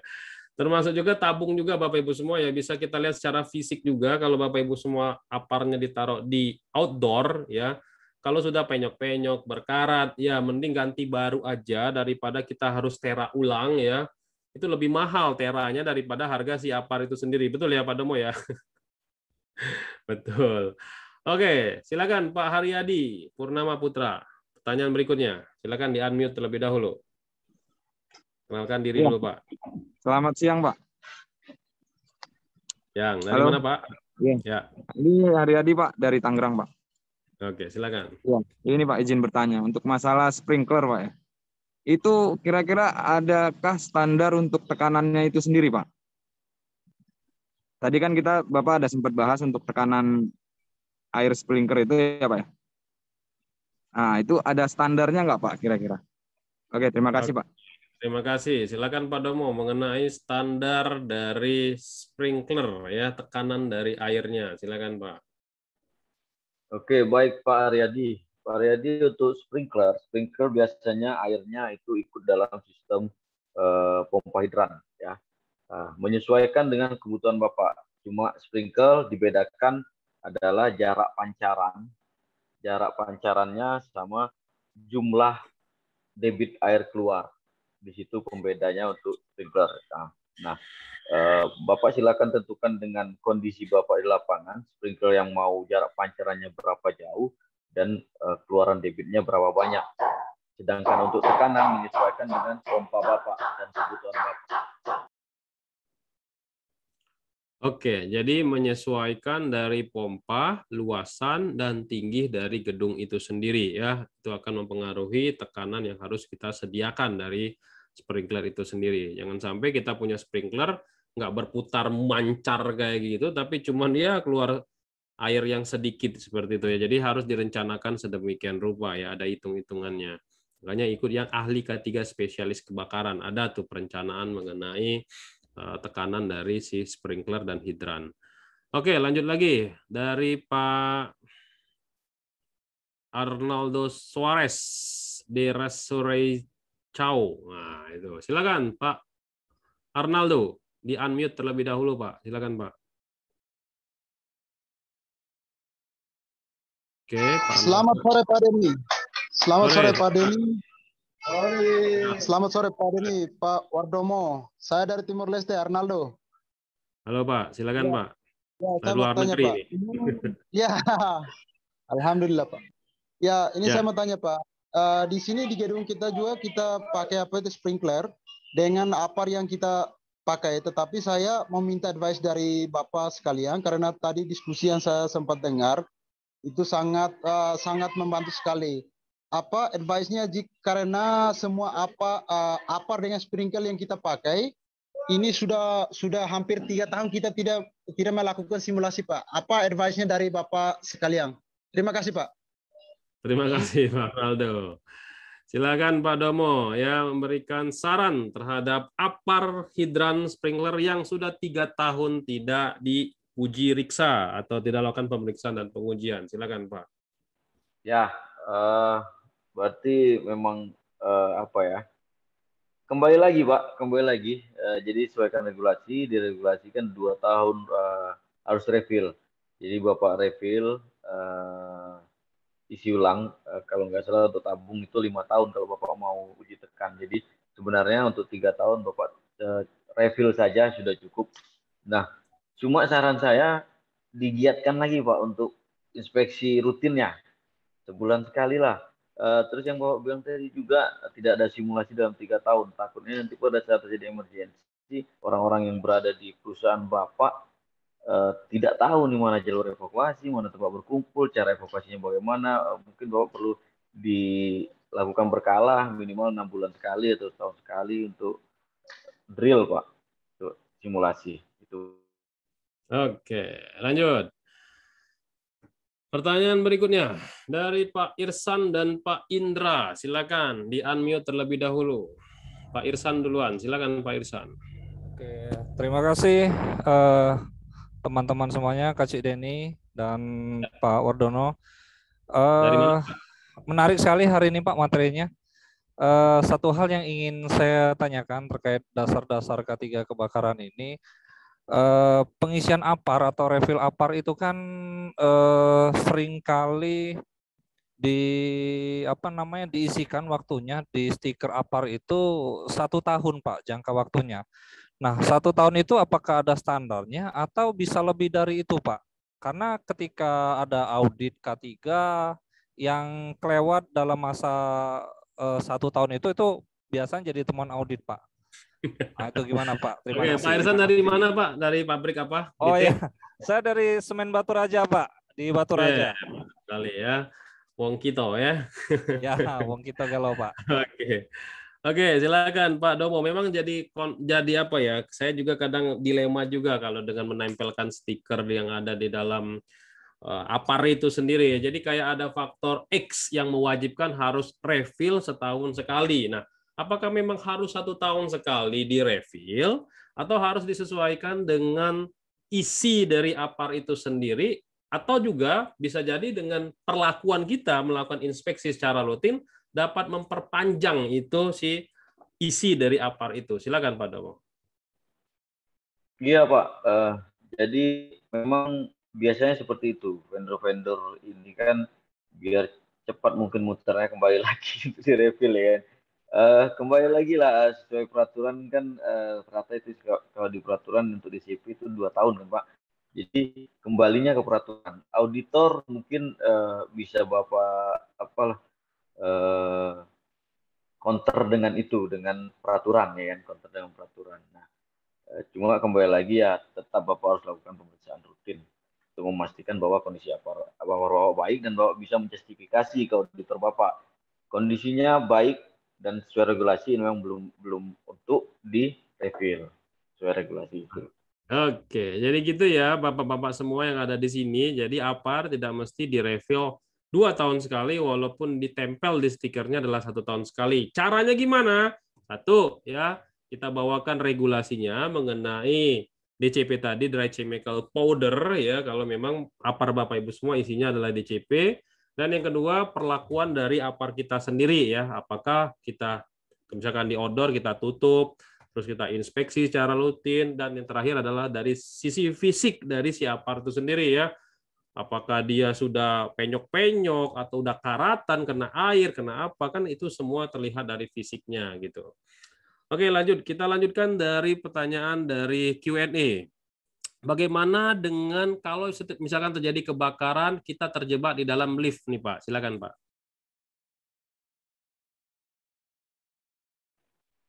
Ya, oke Pak. Untuk di dalam lift biasanya ketika terjadi kebakaran, Bapak di dalam lift itu lift akan mati ya karena biasanya listrik padam.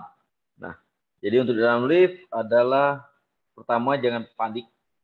Yang kedua, di sana ada tombol call emergency. Bapak pencet itu bicara sama petugas di sana untuk minta dibukakan oleh teknisi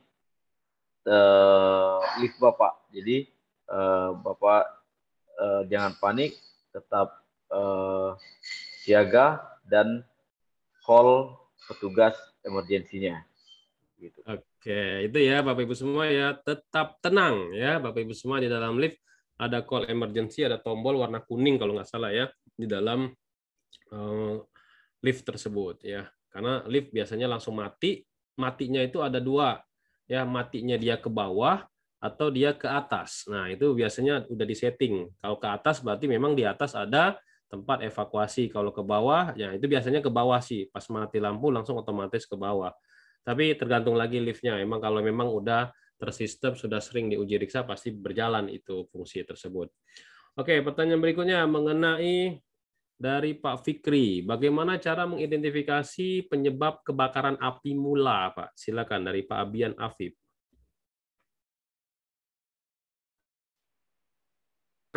Jadi proses investigasi itu ada beberapa yang bisa kita ambil sebagai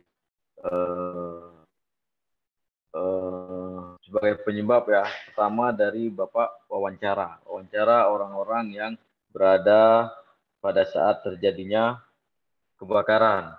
Yang kedua, bahwa bisa dengan bukti-bukti di lapangan, bahwa oleh bukti-bukti di lapangan kondisi awalnya terbakar di mana, Bapak ambil bukti-bukti, dari situ kita bisa tentukan juga apa yang menjadi penyebabnya. Itu Pak. Oke, intinya adalah Bapak Ibu semua wajib melakukan identifikasi bahaya kebakaran terlebih dahulu di setiap aktivitas pekerjaan Bapak Ibu semua, termasuk juga area-area yang memang berisiko terjadi kebakaran ataupun unsafe action atau unsafe condition yang menyebabkan terjadinya kebakaran. Itu intinya dari Pak Domo. Oke, sudah pukul 3, saya kembalikan lagi ke Pak Arief. Silakan Pak Arief, diambil alih. Oke, baik. Terima kasih Pak Domo dan juga Pak Denny. Nah, teman-teman, terima kasih sudah hadir di acara webinar Kolega Media Tama setiap Sabtu jam 13 sampai jam 15.00. Sebelum kita closing, mari sama-sama kita dengarkan terlebih dahulu closing statement dari pembicara kita, Bapak Wardomo Saputra, dipersilahkan.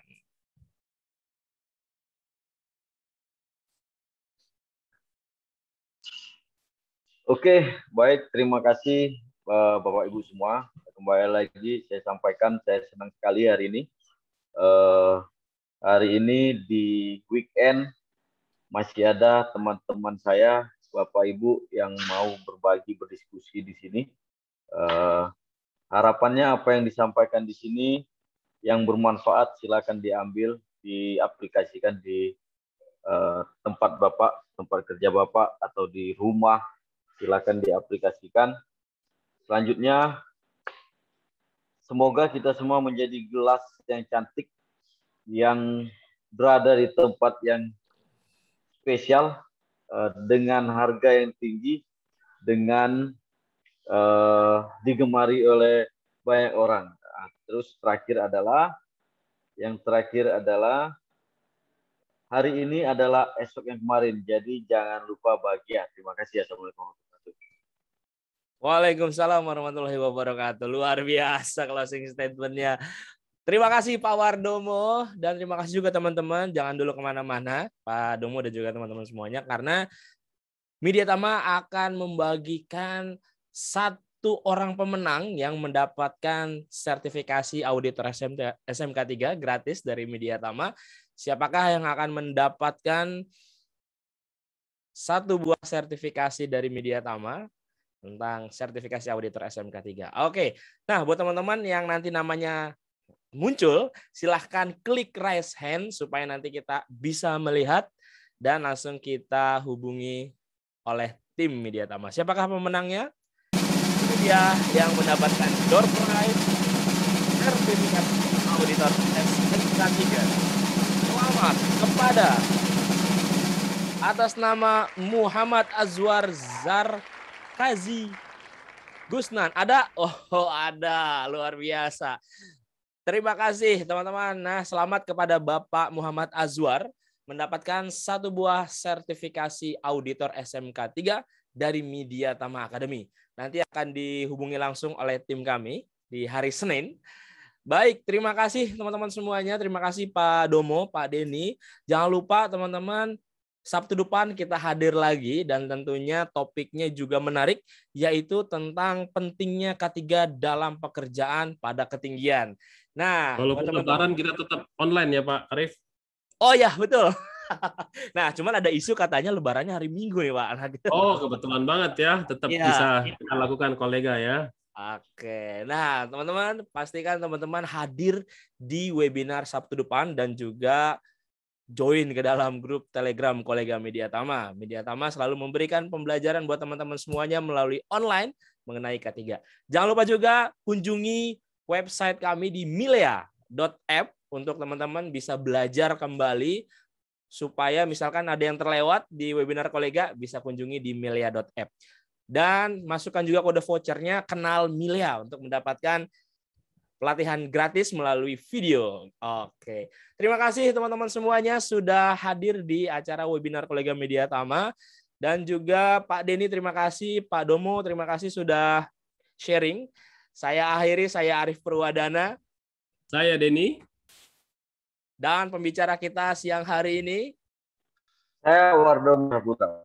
Oke. Mengucapkan terima kasih. Wabillahi taufik wal hidayah. Wassalamualaikum warahmatullahi wabarakatuh. Terima kasih Pak Domo, Pak Denny. Terima kasih Pak Domo. Sukses selalu. Bahagia selalu. Salam Citi.